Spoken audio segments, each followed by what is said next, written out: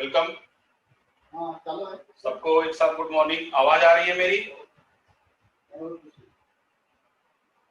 आवाज पहुंच रही है आप लोगों तक?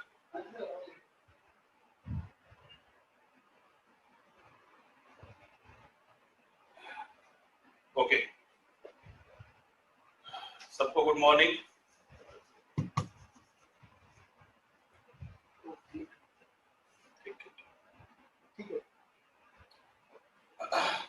आइए चलिए हम आगे बढ़ते हैं।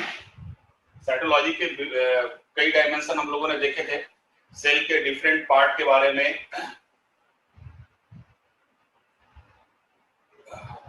यहाँ पे देखिए लाइट आ रही है, थोड़ा इस लाइट को यहाँ पे आ रही, लोग इसको खत्म करिए।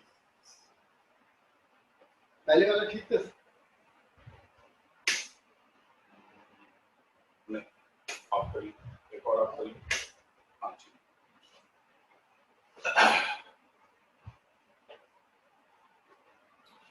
तो सेल के डिफरेंट पार्ट हम लोगों ने देखा था। आज हम लोग सेल का सबसे इंपॉर्टेंट पार्ट, जिसको हम बोलते हैं केंद्रक, उसके बारे में हम देखेंगे। तो जो केंद्रक होता है, इस केंद्रक के कई उपनाम भी हैं। जैसे केंद्रक को हम बोलते हैं manager of cell, brain of cell,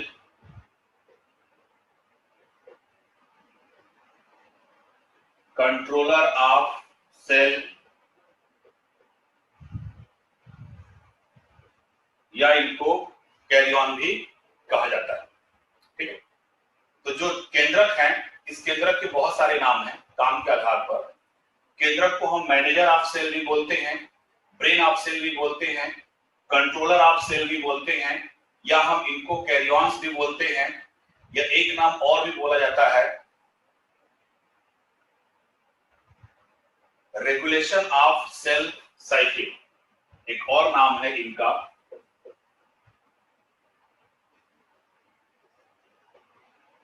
regulation of cell cycle.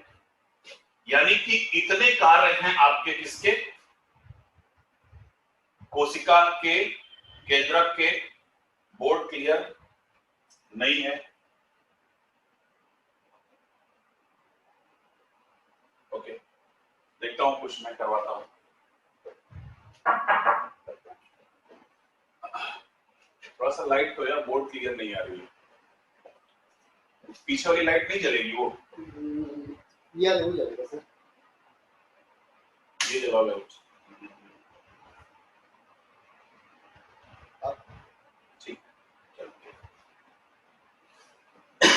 ठीक है, तो केंद्रक के ये डिफरेंट नाम हैं। ठीक है, तो केंद्रक को जो खोजा गया था 1831 में, सबसे पहले इसको खोजने वाले थे रॉबर्ट ब्राउन।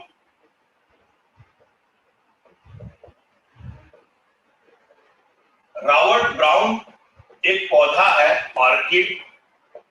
ऑर्किड पौधे पर ये अध्ययन कर रहे थे।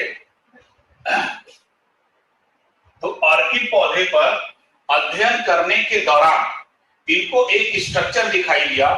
उस स्ट्रक्चर को इन्होंने बोला था एरियोला। यानी कि रॉबर्ट ब्राउन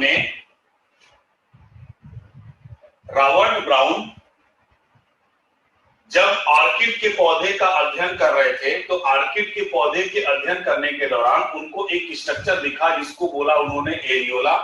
और यही एरियोला जो स्ट्रक्चर है, बाद में क्या कहलाया? न्यूक्लियस। ठीक है, तो न्यूक्लियस की खोजकर्ता कौन? Robert brown. अब न्यूक्लियस का जो अध्ययन होता है, इस न्यूक्लियस की अध्ययन को, स्टडी को हम बोलते हैं कैरियोलॉजी। कैरियोलॉजी केंद्रक का अध्ययन कहलाता है आपका कैरियोलॉजी। और इस कैरियोलॉजी के अंतर्गत हम केंद्रक, गुणसूत्र और डीएनए का अध्ययन करते हैं। तीनों अध्ययन करते हैं। इसके अंतर्गत हम न्यूक्लियस, क्रोमोसोम और डीएनए, ठीक है, तीनों का अध्ययन करते हैं किसमें? कैरियोलॉजी के अंतर्गत। अब अगर हम केंद्रक के भाग देखें कि केंद्रक के कितने पार्ट होते हैं, तो जनरली केंद्रक को 4 भागों में डिवाइड किया जाता है। पहला होता है केंद्रक झिल्ली, न्यूक्लियर मेम्ब्रेन। दूसरा होता है केंद्रक द्रव्य, न्यूक्लियोप्लाज्म। तीसरा होता है न्यूक्लियोलस, केंद्रिका बोलते हैं इसको। और चौथा होता है आपका क्रोमैटिन, धागे, या फिर हम इसको न्यूक्लियस क्रोमैटिन भी बोलते हैं। तो अब जो आपका केंद्रक है, केंद्रक के अगर हम पार्ट की बात करें तो फर्स्ट पार्ट है आपका, मार्कर सूख जा रहा है, क्या बताऊं,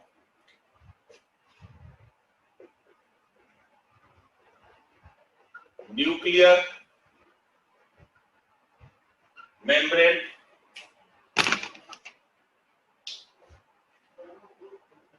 दूसरा न्यूक्लियोलस, तीसरा न्यूक्लियोप्लाज्म और चौथा है आपका क्रोमैटिन थ्रेड्स, क्रोमैटिन धागे, ठीक है। तो केंद्रक, न्यूक्लियर मेम्ब्रेन्स को हम बोलते हैं केंद्रक झिल्ली,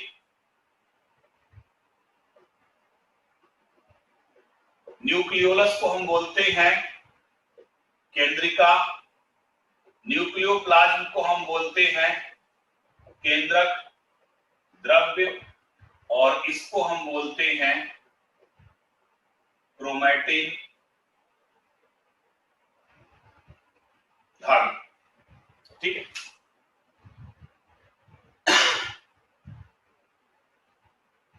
नहीं, न्यूक्लियस के टाइप नहीं है, ये न्यूक्लियस के पार्ट है। जैसे सेल के डिफरेंट डिफरेंट पार्ट थे ना, उसी तरीके से न्यूक्लियस के ये भाग हैं। न्यूक्लियस का एक भाग होता है न्यूक्लियर मेम्ब्रेन, दूसरा पार्ट होता है न्यूक्लियोलस, तीसरा पार्ट होता है न्यूक्लियोप्लाज्म और चौथा पार्ट होता है क्रोमैटिन धागे, ठीक है। अब आपको एक मैं फिगर के साथ भी दिखा दे रहा हूं। जैसे ये आपका सेल है, सेल के अंदर ये छोटा सा पार्ट केंद्रक है, ठीक है। तो इस केंद्रक के चारों तरफ एक मेम्ब्रेन होती है, एक झिल्ली होती है, जिसको हम बोलते हैं केंद्रक झिल्ली, ठीक है। अब इस केंद्रक में भी एक छोटा सा पार्ट होता है जिसको हम बोलते हैं केंद्रिका। अब इस केंद्रक के अंदर जितने भी द्रव्य पदार्थ हैं, जो लिक्विड है, इस लिक्विड को हम बोलते हैं न्यूक्लियोप्लाज्म, केंद्रक द्रव्य। और इसी केंद्रक में धागे नुमा इस टाइप के स्ट्रक्चर होते हैं। इन धागे नुमा स्ट्रक्चर को हम क्या बोलते हैं? क्रोमैटिन थ्रेड, ठीक।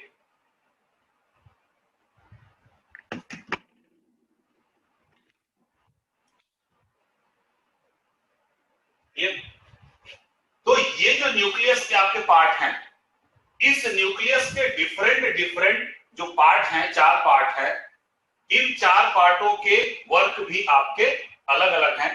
तो हम एक एक पार्ट पे चलते हैं। पहला पार्ट है आपका न्यूक्लियर मेम्ब्रेन, ठीक है। मेन सबसे इंपॉर्टेंट पार्ट है आपका क्रोमैटिन धागे। तो फर्स्ट पार्ट अगर हम बात करें, उसको हम बोलते हैं न्यूक्लियर मेम्ब्रेन, जिसको हम बोलते हैं केंद्रक झिल्ली, ठीक। तो जो केंद्रक झिल्ली होता है, यह जितने भी देखिए कोशिका में झिल्ली होती है, किसकी बनी होती है? लिपिड एवं प्रोटीन की। तो ये भी लिपिड एवं प्रोटीन की बनी होती है और ये एक दोहरी झिल्ली होती है। और इनका जो मेन काम होता है वह कोशिका द्रव्य एवं केंद्रक द्रव्य के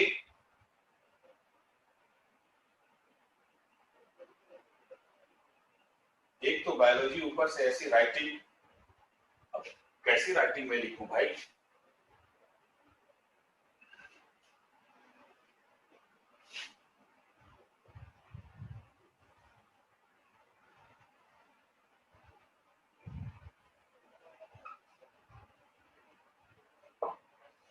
अब ठीक है राइटिंग,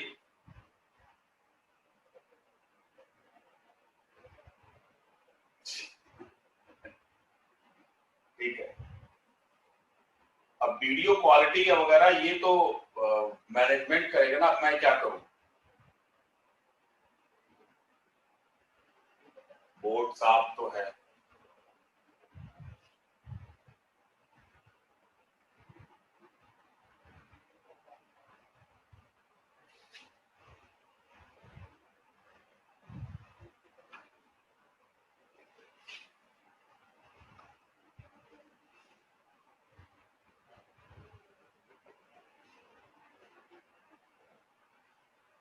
चलिए।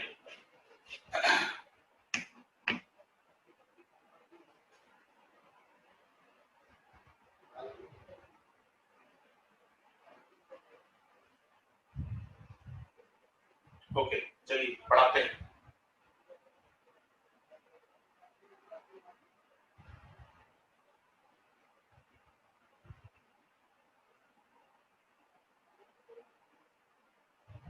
ठीक, न्यूक्लियर मेम्ब्रेन, ठीक है, केंद्रक झिल्ली।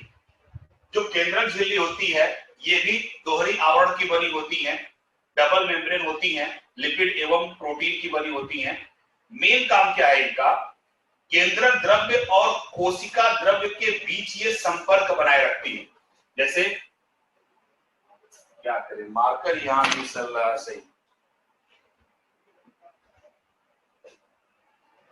ये जैसे आपका कोशिका, कोशिका के बीच ये केंद्रक, तो अब ये जो केंद्रक द्रव्य है, सॉरी, इस कोशिका के केंद्रक के अंदर देखिए ये केंद्रक द्रव्य है हमारा, और कोशिका के बाहर क्या है, ये इसमें केंद्रक के बाहर कोशिका द्रव्य। तो ये जो केंद्रक झिल्ली होती है, ये केंद्रक झिल्ली कोशिका द्रव्य और केंद्रक द्रव्य के बीच एक संपर्क बनाए रखने का कार्य करती है, ठीक है। और यही जो केंद्रक झिल्ली है आपकी, बताया था आपको ना एंडोप्लाज्मिक रेटिकुलम, ये केंद्रक झिल्ली इसी एंडोप्लाज्मिक रेटिकुलम से क्या होती है, जुड़ी रहती है। तो मेन काम क्या है इनका, कोशिका द्रव्य और केंद्रक द्रव्य के बीच ये संपर्क बनाए रखती हैं, ठीक है। किसका, कौन, न्यूक्लियर मेम्ब्रेन। दूसरा पार्ट इसका है न्यूक्लियोलस।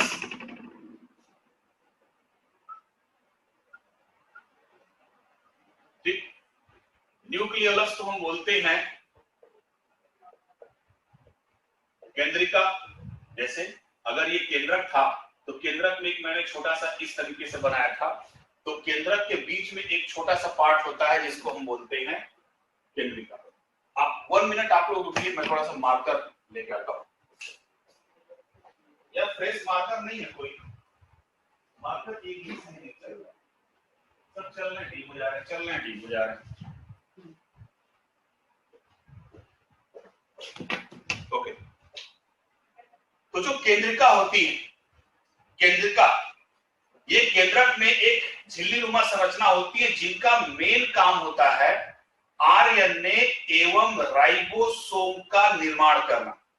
यानी कि इस केंद्रिका का जो कार्य है वो क्या है, राइबोसोम एवं आरएनए का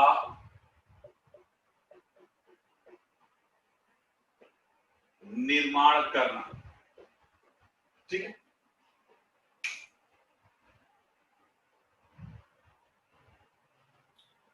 केंद्रिका, तो मेन काम इनका क्या है, राइबोसोम एवं आरएनए का निर्माण करना।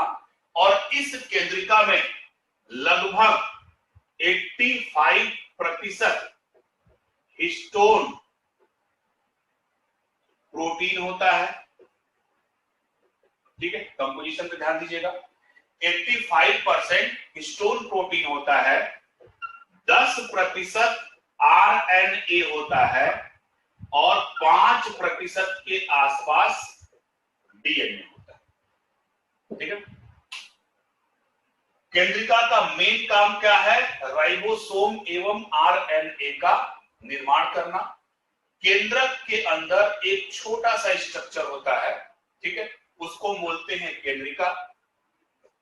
इस केंद्रिका में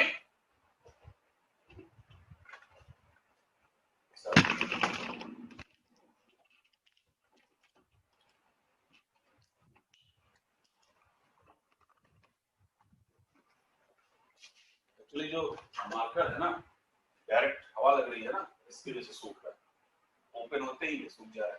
ठीक, राइबोसोम एवं RNA का निर्माण करता है।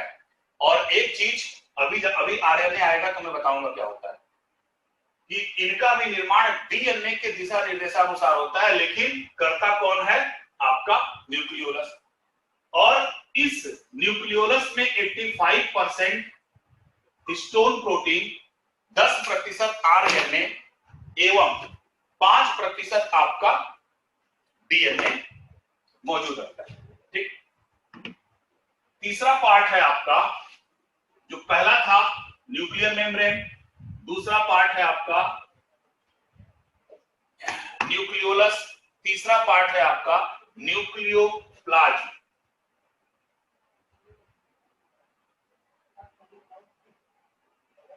जिसको बोलते हैं केंद्रक द्रव्य।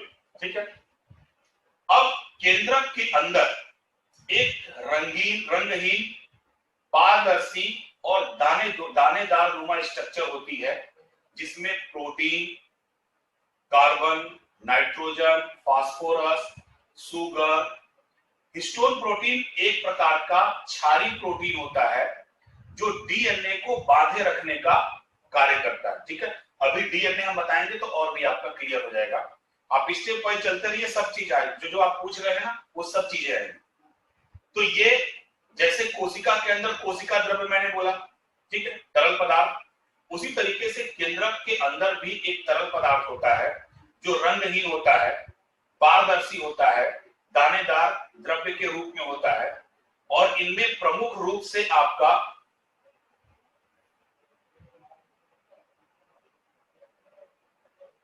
पॉइंट को एक्सप्लेनेशन के साथ नोट्स भी लिखवा दीजिए।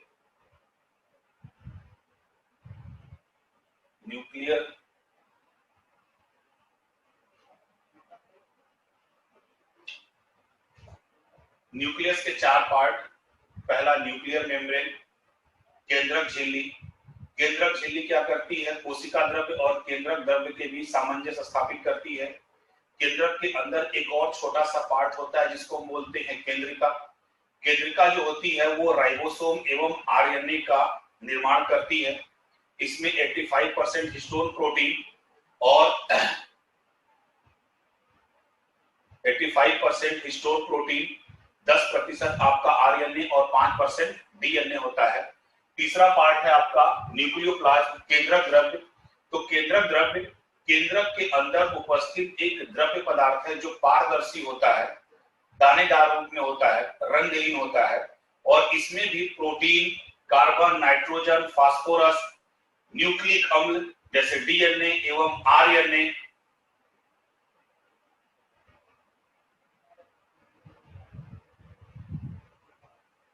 ओके, थैंक यू पुष्पा जी,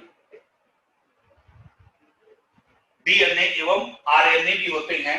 और इसी न्यूक्लियोप्लाज्म को, केंद्रक द्रव्य को हम जीवन का पदार्थ, याद रखिएगा, केंद्रक द्रव्य को हम जीवन का पदार्थ भी कहते हैं। और इस केंद्रक द्रव्य में भी हिस्टोन प्रोटीन जो कि क्षारीय प्रोटीन होता है पाया जाता है केंद्रक द्रव्य में। ठीक है, तो 3 पार्ट हम लोगों ने पढ़ा। ठीक है, कौन कौन सा? न्यूक्लियर मेम्ब्रेन, ठीक है, न्यूक्लियोलस और न्यूक्लियोप्लाज्म। अब सबसे इंपॉर्टेंट पार्ट हम पढ़ने जा रहे हैं जिसको हम बोलते हैं क्रोमैटिन थ्रेड्स, या इसको हम बोलते हैं न्यूक्लियर नेटवर्क। क्रोमैटिन थ्रेड्स, या हम इसको बोलते हैं न्यूक्लियर नेटवर्क। ठीक है, तो अब देखिए, ये तो हमारी कोशिका, कोशिका के अंदर हमारा केंद्रक, केंद्रक के चारों तरफ जो झिल्ली होती है इसको हम बोलते हैं केंद्रक झिल्ली, इसके बीच में एक छोटा सा स्ट्रक्चर होता है इसको हम बोलते हैं केंद्रिका, बाकी इसमें जो फ्लूइड सब्सटेंस है उसको हम बोलते हैं केंद्रक द्रव्य। अब इसी केंद्रक में धागे नुमा स्ट्रक्चर होती है इस टाइप की, और यही धागे नुमा स्ट्रक्चर क्या कहलाती है, हमारी क्रोमैटिन थ्रेड। ठीक है, और ये जो क्रोमैटिन थ्रेड है मतलब केंद्रक द्रव्य में सूक्ष्म धागों का एक जाल टाइप का होता है जिसको हम बोलते हैं क्रोमैटिन धागे। जब कोशिका विभाजन का समय आता है तो कोशिका विभाजन के समय यही क्रोमैटिन धागे छोटे एवं मोटे हो जाते हैं। ठीक है, ध्यान से सुनिएगा, कोशिका विभाजन के समय यही जो क्रोमैटिन धागे होते हैं वो छोटे एवं मोटे हो जाते हैं जिनको हम गुणसूत्र कहते हैं। क्या बोलते हैं, गुणसूत्र। यानी कोशिका विभाजन के समय यही जो क्रोमैटिन धागे होते हैं ये छोटे और मोटे हो जाते हैं जिनको हम बोलते हैं गुणसूत्र। और इन्हीं गुणसूत्रों पर, या हम ये कहें कि जो गुणसूत्र होते हैं वो दो चीजों से मिलकर बने होते हैं, या हम ये कहें कि ये जो क्रोमैटिन धागे होते हैं ये दो चीजों से मिलकर बने होते हैं। एक तो होता है डीएनए और दूसरा होता है आपका हिस्टोन प्रोटीन। ठीक, यानी जो गुणसूत्र होता है वो किसका बना होता है, डीएनए और हिस्टोन प्रोटीन का बना होता है। और क्रोमैटिन धागे कोशिका विभाजन के समय छोटे एवं मोटे हो जाते हैं, ज्वाइंट हो जाते हैं, उन्हीं को हम बोलते हैं गुणसूत्र। ठीक है, तो अब चलते हैं हम इस पे थोड़ा स्टडी कर लेते हैं गुणसूत्र का। तो अभी मैंने आपको बताया कि जो गुणसूत्र हैं वो किसके बने होते हैं, डीएनए और हिस्टोन प्रोटीन के। ठीक, तो चलते हैं थोड़ा गुणसूत्रों के बारे में जानते हैं। क्रोमोसोम, ठीक, इसको हम बोलते हैं गुणसूत्र। अब इस गुणसूत्र की जो खोज की थी, ठीक है, गुणसूत्रों की जो खोज की थी, वाल्डेयर का भी नाम आता है, ठीक है, स्ट्रासबर्गर का भी नाम आता है, तो हमको खोज पे नहीं जाना है। तो जो गुणसूत्र होते हैं, ठीक है, अगर हम एक गुणसूत्रों की स्ट्रक्चर देखें तो इस टाइप के हमारे गुणसूत्र होते हैं। और गुणसूत्र कभी, पहले तो ये जानिए कि गुणसूत्र किसके बने होते हैं, डीएनए और हिस्टोन प्रोटीन के। और गुणसूत्र हमेशा जोड़े में होते हैं, पेयर्स में होते हैं, कभी भी गुणसूत्र सिंगल अवस्था में नहीं होते हैं। और गुणसूत्रों का ये जो भाग है, ठीक है, आप ये भाग देख रहे हो, ये भाग देख रहे हो, इसको हम बोलते हैं क्रोमैटिन। और दो गुणसूत्र जिस पॉइंट से आपस में जुड़े होते हैं इनको हम बोलते हैं सेंट्रोमियर। और इसी गुणसूत्रों पर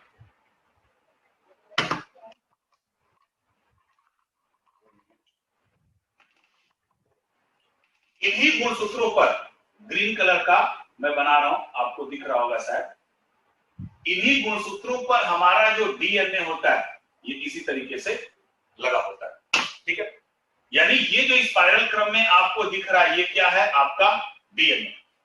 तो जो गुणसूत्र होते हैं, ठीक है, हमारे जो क्रोमोसोम्स होते हैं ये हमेशा कैसे होते हैं, पेयर्स में होते हैं। और गुणसूत्रों का जो आधा भाग होता है ये कहलाता है हमारा क्रोमैटिन। ठीक, गुणसूत्रों के हाफ भाग को हम बोलते हैं क्रोमैटिन। तो ये आधा क्रोमैटिन, अगर हम बात करें इसके, तो ये भी आधा क्रोमैटिन। ठीक है, और गुणसूत्र जिस पॉइंट से आपस में अटैच होते हैं उनको हम बोलते हैं सेंट्रोमियर। और इन्हीं गुणसूत्रों पर हमारा डीएनए क्या होता है, लगा होता है। ठीक है, तो गुणसूत्र बने किसके हैं? पहली चीज डीएनए के और हिस्टोन प्रोटीन, ठीक है। और एक पीढ़ी से दूसरे पीढ़ी में जो माँ बाप से कैरेक्टर जाता है, तो एक पीढ़ी से दूसरे पीढ़ी में यही गुणसूत्र जाता है। और गुणसूत्रों के एक पीढ़ी से दूसरे पीढ़ी में जाने के कारण हम इन गुणसूत्र को बोलते हैं आनुवंशिकता का वाहक, ठीक है। क्योंकि सारे के सारे जो कैरेक्टर होते हैं वो डीएनए में होते हैं और सभी के सभी जो डीएनए होते हैं वो गुणसूत्रों पर लगे होते हैं, ठीक है। तो गुणसूत्रों से ही आनुवंशिक कैरेक्टर एक पीढ़ी से दूसरे पीढ़ी में आपके जाते हैं, ठीक है। तो गुणसूत्र हमारे क्या होते हैं? आनुवंशिकता के वाहक होते हैं। और दूसरी चीज, किसी भी जाति में जो गुणसूत्रों की संख्या होती है वो बिल्कुल फिक्स होती है, निश्चित होती है, ठीक है। अर्थात प्रत्येक प्राणी में, चाहे वो कोई भी प्राणी, प्रत्येक प्राणी में गुणसूत्रों की संख्या निश्चित होती है और गुणसूत्र ही हमारे आनुवंशिक पदार्थ डीएनए को एक पीढ़ी से दूसरे पीढ़ी में ले जाने का कार्य करते हैं। इस कारण हम गुणसूत्र को बोलते हैं आनुवंशिकता का वाहक, ठीक, करेक्ट। तो जो हमारा गुणसूत्र है, और एक चीज मैंने आपको बताया कि किसी भी प्राणी में गुणसूत्रों की संख्या हमेशा निश्चित होती है। हम मनुष्य हैं, इसलिए हम मनुष्य हैं क्योंकि हमारे प्रत्येक सेल में गुणसूत्रों की संख्या कितनी है? 46 है, निश्चित है। अगर हमारे में गुणसूत्रों की संख्या 47 हो जाए या अगर 45 हो जाए तो हम मनुष्य नहीं रहे। तो जितने भी जानवर हैं, बंदर हैं, उनके अंदर क्रोमोसोम की संख्या 41 फिक्स है। चिंपैंजी, ऑरेंगटन, कुत्ता, बिल्ली, जितने भी हैं, सबके अंदर गुणसूत्रों की संख्या क्या होती है? हमेशा फिक्स होती है, कभी भी नहीं बदलती है। गुणसूत्रों में अगर संख्या बदल गया तो वो जाति बदल जाती है, ठीक है।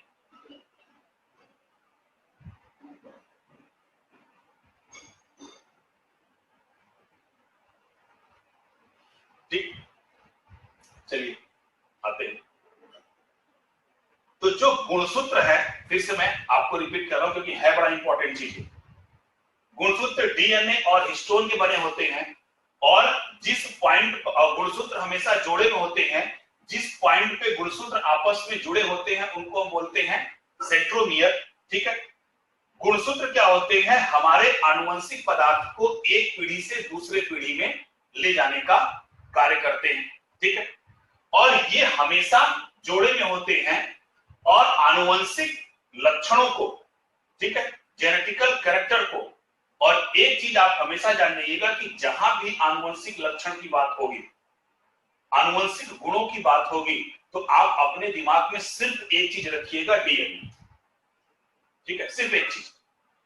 गुणसूत्र कुछ करता नहीं है, गुणसूत्र के ऊपर डीएनए होता है। कार्य जो करता है, जो लक्षण होता है, वो इस डीएनए में होता है। सारे के सारे कैरेक्टर इस डीएनए में होते हैं, सारी सूचनाएं इस डीएनए में होती है। लेकिन डीएनए किसकी सहायता से जाता है? गुणसूत्र की सहायता से। तो गुणसूत्र ही एक पीढ़ी से दूसरे पीढ़ी में जाता है, जिसके कारण डीएनए भी पहुंचता है। और चूंकि कार्य करना होता है डीएनए को, इसलिए हम डीएनए को बोलते हैं आनुवंशिक पदार्थ जो कार्य करता है।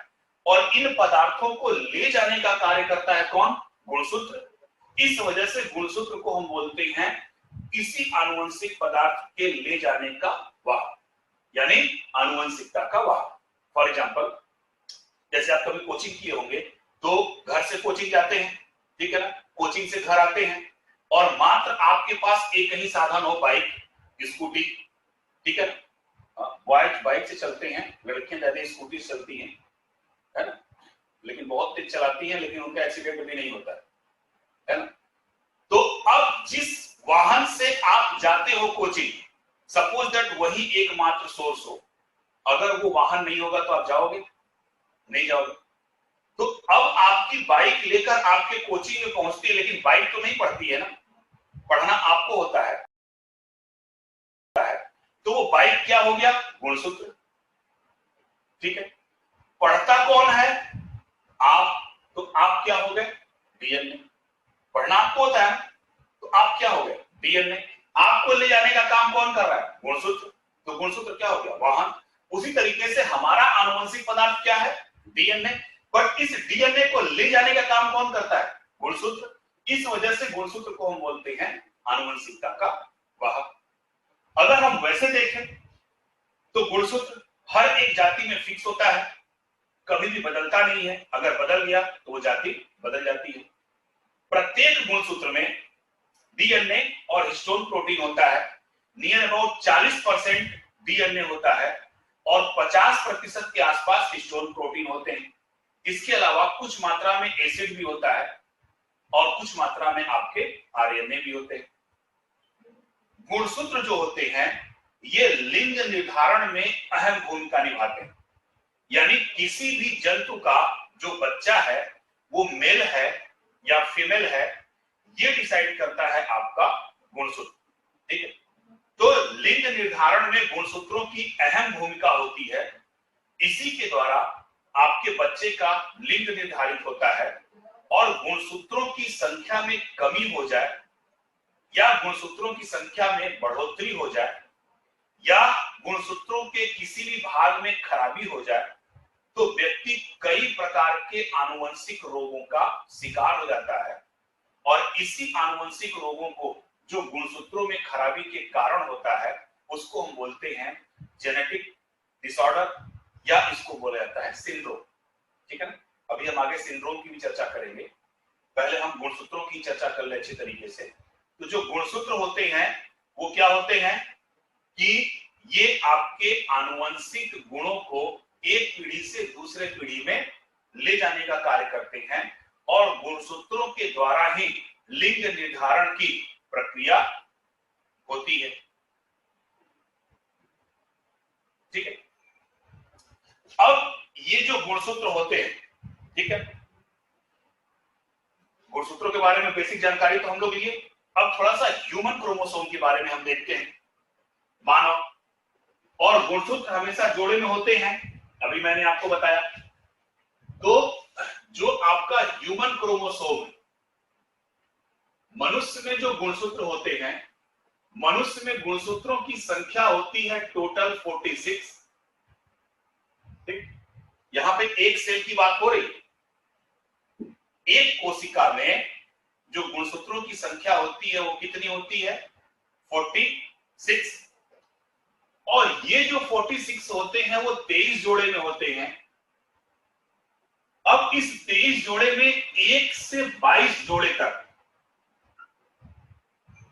1 से 22 जोड़े का जो गुणसूत्र होता है ये बिल्कुल समान होता है, यानी बिल्कुल सेम होता है। किसमें? मेल में भी और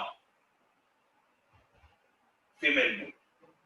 ठीक है, जो गुणसूत्र होते हैं, ह्यूमन क्रोमोसोम्स जो होते हैं, इनकी संख्या कितनी होती है? 46 इन ईच एवरी सेल। और अभी इसके पहले मैंने बताया था कि गुणसूत्र हमेशा कैसे होते हैं? जोड़े में होते हैं। तो 1 से 22 जोड़े का गुणसूत्र जो होता है वो मेल और फीमेल में क्या होते हैं? बिल्कुल समान होते हैं, कोई डिफरेंस नहीं होता है। और इन जोड़े गुणसूत्र को हम बोलते हैं ऑटोसोम। ऑटोसोम यानी समान गुणसूत्र। ठीक, मेल और फीमेल कितना? 1 से लेके 22 पेयर। अगर हम इनकी संख्या देखें तो संख्या ये कितनी हो जाएंगी? 44। यानी कि 44 गुणसूत्र, 44 जो क्रोमोसोम्स होते हैं वो मेल और फीमेल दोनों में सेम होते हैं, समान होते हैं। इनको हम ऑटोसोम बोलते हैं। ठीक है, हिंदी में अगर कहा जाए तो इसको हम कायिक गुणसूत्र भी बोलते हैं, दैहिक गुणसूत्र भी बोलते हैं, अलिंगी गुणसूत्र भी बोलते हैं। ठीक है, कायिक गुणसूत्र, दैहिक गुणसूत्र और अलैंगिक गुणसूत्र तीनों बोलते हैं इसको। 44 गुणसूत्रों को जो मेल और फीमेल में क्या होते हैं? सब में सेम होते हैं। बट जो 23वां जोड़ा होता है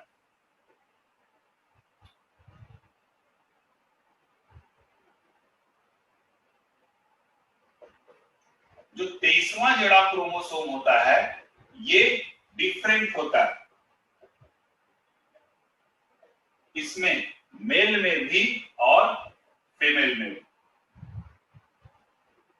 मेल में भी और फीमेल में भी।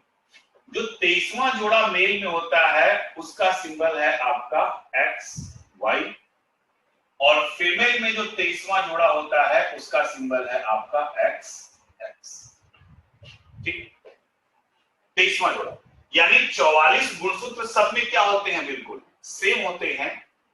45वां और 46वां मेल में एक्स वाई होता है, और 45वां और 46वां जो फीमेल में होता है वो एक्स एक्स होते हैं, और इन्हीं को हम बोलते हैं हेट्रोसोम।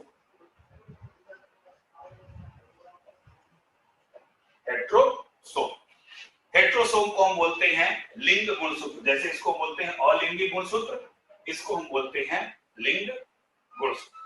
ठीक है, क्योंकि ये नर एवं मादा में अलग अलग होते हैं।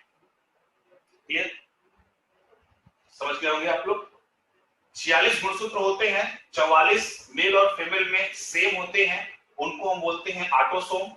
45वां और 46वां अलग होता है, जनरली 45वां भी लगभग सेम होता है, 46वां ही ज्यादा डिफरेंस होता है। तो 45वां और 46वां मेल में कौन सा होता है, एक्स वाई, और 45 और 46 फीमेल में होता है एक्स एक्स। तो इसको हम बोलते हैं हेट्रोसोम, या इसको हम बोलते हैं लिंग गुणसूत्र, और इसको हम बोलते हैं अलिंग गुणसूत्र।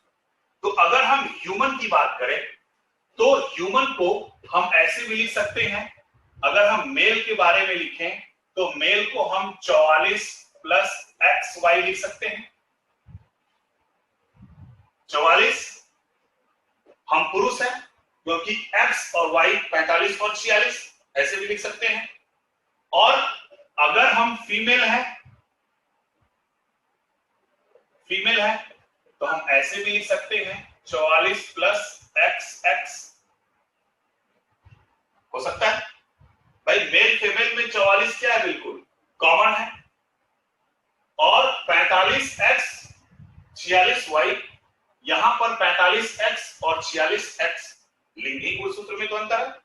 तो मेल को हम रिप्रेजेंट करते हैं 44 प्लस एक्स वाई, और फीमेल को हम रिप्रेजेंट करते हैं 44 प्लस एक्स एक्स। ठीक, ट्रांसजेंडर अभी आगे आएगा भाई, आप इतना क्यों जल्दी घबरा जाते हैं। आपको एक झटके में सब कुछ मैं बता दूंगा तो आधे लोगों को तो समझ में नहीं आएगा। इसमें कुछ बच्चे साइंस बैकग्राउंड के हैं जो इससे रिलेटेड आगे की चीजों को पूछ रहे हैं।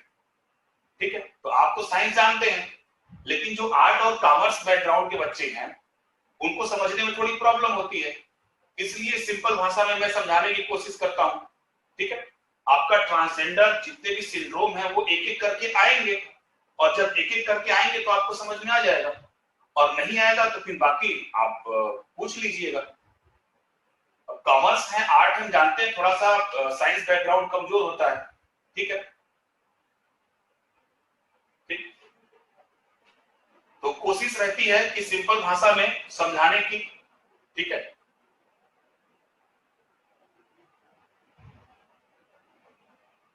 हाँ, ये जो 44 क्रोमोसोम होते हैं ये मेल और फीमेल में दोनों में सेम होते हैं, और इनको भी रिप्रेजेंट हम जनरली एक्स एक्स से ही करते हैं। ठीक है, तो इसको बारे में आपको नहीं जानना है क्योंकि ये मेल फीमेल दोनों में सेम होता है, तो इसको हमको थोड़ा सा नहीं जानना है। सिर्फ इतना जानना है कि जो 46 गुणसूत्र होते हैं हमारे अंदर, उसमें 44 गुणसूत्र मेल और फीमेल में सेम होते हैं, केवल अंतर 45वें और 46वें में होता है। तो जिसमें अंतर होता है उनको हम बोलते हैं हेट्रोसोम, और जिनमें अंतर नहीं होता है उनको हम बोलते हैं ऑटोसोम। तो मेल को हम 44 प्लस एक्स वाई भी लिख सकते हैं, और फीमेल को हम 44 प्लस एक्स एक्स लिख सकते हैं। ठीक है, अब यहां पे देखिए कि कोई भी बच्चा, तो लिंग निर्धारण हम क्यों कहते हैं कि जो हमारा 23वां जोड़े का गुणसूत्र है ये लिंग निर्धारण में अहम भूमिका बनाता है, वो इसलिए कि अगर किसी में वाई गुणसूत्र है तो वो मेल है, अगर नहीं है तो फीमेल है। सिंपल सी बात, ठीक है ना। यानी वाई गुणसूत्र पिता के गुणसूत्रों के द्वारा ही संतान में पहुंचता है, क्योंकि वाई किसमें होता है, मेल में। तो लिंग निर्धारण में जो भूमिका है वो किसकी है, आपके वाई की। और इसी वजह से वाई गुणसूत्र पर जो डीएनए उपस्थित होते हैं, क्योंकि ये गुणसूत्र है ना, तो इन गुणसूत्रों पर जो डीएनए उपस्थित होते हैं उन डीएनए को हम बोलते हैं होलेंड्रिक जीन। क्या बोलते हैं,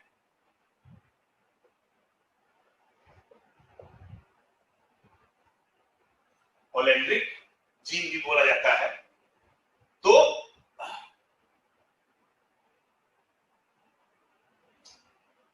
अभी कहां गैस्ट्रुला पहुंच गए भाई,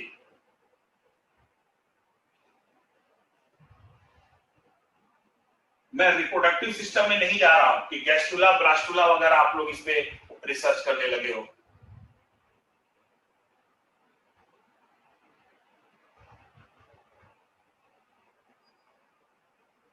सचिन गौतम जी 45 कहां होता है, गैस्ट्रुला ब्लास्टुला वगैरह पर। इसलिए मैंने पहले ही लेक्चर में कहा था पढ़ो उतना जो तुम्हारे सिलेबस के अकॉर्डिंग हो, ठीक है ना, जो क्वेश्चन पुट अप होते हैं। गैस्ट्रुला ब्लास्टुला से विगत 10 सालों में यूपीएससी का क्वेश्चन हमको दिखा दीजिए जरा। तो आपको यहाँ पे डॉक्टर नहीं बनना है, 44 क्रोमोसोम से अलग नाम के बारे में रिपीट करना। 40 क्रोम के अलग अलग किसके नाम नहीं पता है, 44 को नाम भी जानना नहीं है आपको, ठीक है। ये 44, अगर मैं सारे एक एक क्रोमोसोम को लिखूंगा तो 2 घंटे मुझे क्रोमोसोम लिखने में लग जाएंगे और कोई मतलब नहीं है इसका आपके लिए। तो 44 गुणसूत्र सेम मेल और फीमेल, ठीक है, ठीक है। होलेंड्रिक वाई गुणसूत्र, वाई गुणसूत्रों को होलेंड्रिक गुणसूत्र कहा जाता है। एक्चुअली होलेंड्रिक जीन भी कहते हैं, होलेंड्रिक डीएनए भी बोलते हैं। यानी ऐसे गुणसूत्र जो लिंग निर्धारण में अपनी भूमिका निभाते हैं। तो जो लिंग निर्धारण होता है, अगर किसी में वाई गुणसूत्र है तो वो मेल है, अगर वाई गुणसूत्र नहीं है तो वो क्या होंगे, फीमेल होंगे, ठीक है। अब इस गुणसूत्रों पे थोड़ा सा आपके मन का वहम भी हम दूर कर देते हैं। वहम ये है कि ध्यान दीजिएगा कि मेल का 23वें जोड़े का गुणसूत्र है XY, ठीक है, और फीमेल के 23वें जोड़े का गुणसूत्र है आपका XX, ठीक है। यानी ये किसका है, आपके मेल का, और ये किसका है, आपके फीमेल का, ठीक है। कुछ जंतु ऐसे होते हैं, जैसे रेंगने वाले जो प्राणी होते हैं, सरीसृप वर्ग के हैं, छिपकली हैं, मगरमच्छ हैं, इनमें मेल फीमेल नहीं होता, ठीक है। इनमें लिंग गुणसूत्र होते ही नहीं। तापमान के अनुसार, गर्मी के अनुसार, पर्यावरण के टेम्परेचर के अनुसार इनका जो सामान्य गुणसूत्र है वो लिंग गुणसूत्र में परिवर्तित हो जाता है, ठीक है। विशेष तौर से इनमें लिंग गुणसूत्र नहीं होते। जिनमें लिंग गुणसूत्र होते हैं उन्हीं में हम मॉडिफाई कर लेते हैं मेल और फीमेल, और जिनमें लिंग गुणसूत्र नहीं होते हैं उनको हम मॉडिफाई नहीं कर पाते हैं। तो जो गुणसूत्र है, अभी मैंने आपको बताया कि हर एक जातियों में गुणसूत्रों की संख्या क्या होती है, फिक्स होती है। अब देखिए यूपीएससी कैसे घुमा के इससे क्वेश्चन पूछा है कि दिया है डीएनए और क्रोमोसोम। क्वेश्चन क्या पूछा है कि एक मनुष्य अपने पूर्वजों के बिल्कुल समान है, ठीक है, अपने पूर्वजों के बिल्कुल समान है, और दूसरा अपने पूर्वजों से बिल्कुल अलग है। दोनों कैरेक्टर पूर्वजों के बिल्कुल समान है और पूर्वजों से बिल्कुल अलग है। तो हम पहले आते हैं कि वह कौन सा ऐसा गुण है, वह कौन सा ऐसा कोशिका का पार्ट है जो ये रिप्रेजेंट करता है कि हम अपने पूर्वजों के बिल्कुल समान हैं। क्रोमोसोम की संख्या, क्लियर। हमारे पूर्वजों में भी क्रोमोसोम कितना था, 46, दादा परदादा परदादा पर की परदादा जो भी, और हमारे अंदर भी गुणसूत्र कितना है 46। तो गुणसूत्रों की संख्या के कारण हम अपने पूर्वजों के क्या है बिल्कुल समान है, लेकिन हम पूर्वजों से डिफरेंट क्यों है? क्योंकि हमारे अंदर जो डीएनए है हमारे पूर्वजों से थोड़ा सा डिफरेंस, ठीक है, साइज में डिफरेंस नहीं है, अभी डीएनए बताऊंगा तो समझ में आ जाएगा। तो हम डीएनए की उपस्थिति के कारण अपने पूर्वजों से क्या है थोड़े से अलग हैं, और गुणसूत्रों की संख्या के कारण हम अपने पूर्वजों से क्या है बिल्कुल सेम। इन दो चीजों को आप लोग ध्यान दिए रहिए, ठीक है। पहले ये माना जाता था कि जो मनुष्य में डीएनए होता है, हाँ रिपीट का मतलब कि जो गुणसूत्रों की संख्या होती है हर जाति में फिक्स होती है। मनुष्य इसलिए मनुष्य क्योंकि हमारे अंदर गुणसूत्रों की संख्या कितनी है 46, ठीक है।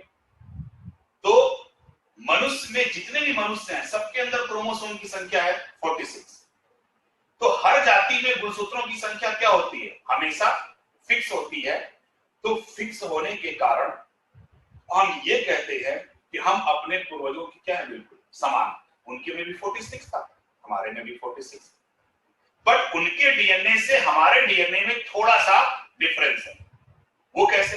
पिताजी जो थे लंबे थे, बाल उनके घुंघराले थे, बेटा उनका कैसा हो गया छोटा हो गया, बेटा कैसा है गंजा है, वो बिल्कुल गोरे हैं, बेटा कैसा है सांवला। तो डीएनए में थोड़ा डिफरेंस हुआ। तो डीएनए के कारण हम अपने पूर्वजों से अलग हैं और क्रोमोसोम के कारण हम अपने पूर्वजों के बिल्कुल समान, ठीक है। अब यहां पर 23वें जोड़े का क्रोमोसोम XY मेल में होता है, 23वें जोड़े का क्रोमोसोम XX किसमें होता है आपका फीमेल में होता है। अब इसी वजह से जो फीमेल में डीएनए में जो डिफरेंस होता है वो उसमें डीएनए में नाइट्रोजन क्षार होता है ना, तो नाइट्रोजन क्षार के जुड़ने के क्रम में डिफरेंस होता है। वो हम डीएनए एनालिसिस होगा तो मैं आपको बताऊंगा। तो अब जो ये 23वीं पीढ़ी का 23वीं जोड़े का जो गुणसूत्र होता है आपका XX फीमेल में, तो फीमेल में जो 23वीं जोड़ी का गुणसूत्र आपका XX है, जनरली देखिए दोनों सेम, ठीक है। तो दोनों सेम होने के कारण, समान गुणसूत्र होने के कारण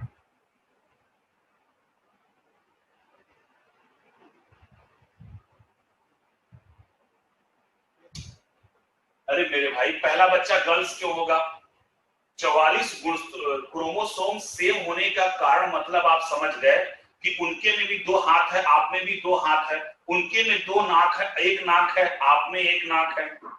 यानी बॉडी के मैक्सिमम जो कैरेक्टर हैं वो मेल और फीमेल में तो कॉमन ही है, कुछ ही कैरेक्टर में थोड़ा डिफरेंस है। तो जो कैरेक्टर डिफरेंस है वो लिंग गुणसूत्रों पे होता है डीएनए, और जो कॉमन कैरेक्टर होते हैं वो 44 गुणसूत्रों पे होते हैं। तो 44 जो गुणसूत्र हैं वो तो लिंग निर्धारण में भूमिका निभाते ही नहीं है, वो तो दोनों में कॉमन होते हैं, ठीक है। तो अब फीमेल में जो XX 23वीं पीढ़ी का गुणसूत्र होता है, ठीक है, तो 23वीं जोड़ी का जो गुणसूत्र फीमेल में XX होने के कारण इनमें एक विशेष बायोलॉजिकल प्रोसेस होती है और उस बायोलॉजिकल प्रोसेस को हम बोलते हैं लिंकेज, ठीक है। बस यहां जानिए आप लिंकेज। लिंकेज के कारण क्या होता है कि महिलाओं में कुछ एडिशनल कैरेक्टर आते हैं। एडिशनल कैरेक्टर क्या होता है कि महिलाएं हीट सेंसिटिव होती हैं इसी लिंकेज के कारण, जबकि पुरुषों में लिंकेज वीक होता है, कमजोर होता है। महिलाओं में लिंकेज क्या होता है स्ट्रांग होता है। तो लिंकेज के कारण महिलाओं में एक कई कैरेक्टर उत्पन्न हो जाते हैं। पहला कैरेक्टर ये हीट सेंसिटिव होती हैं। हीट सेंसिटिव होने की वजह से इनके ऊपर जो टेम्परेचर सर्दी और गर्मी का जो असर होता है इनके ऊपर ज्यादा होता है, क्लियर। तो सर्दी और गर्मी का असर ज्यादा होने के कारण अब आप थोड़ा सा ये भी जानिए कि जितने भी ट्रॉपिकल एरिया है जहां पे सूर्य की किरणें सीधे पड़ती, जो उष्णकटिबंधीय क्षेत्र होते हैं जहां गर्मी पड़ती है वहां पे महिलाओं की संख्या कम है, और जहां सर्दी पड़ती है वहां पे महिलाओं की संख्या ज्यादा है, ठीक है।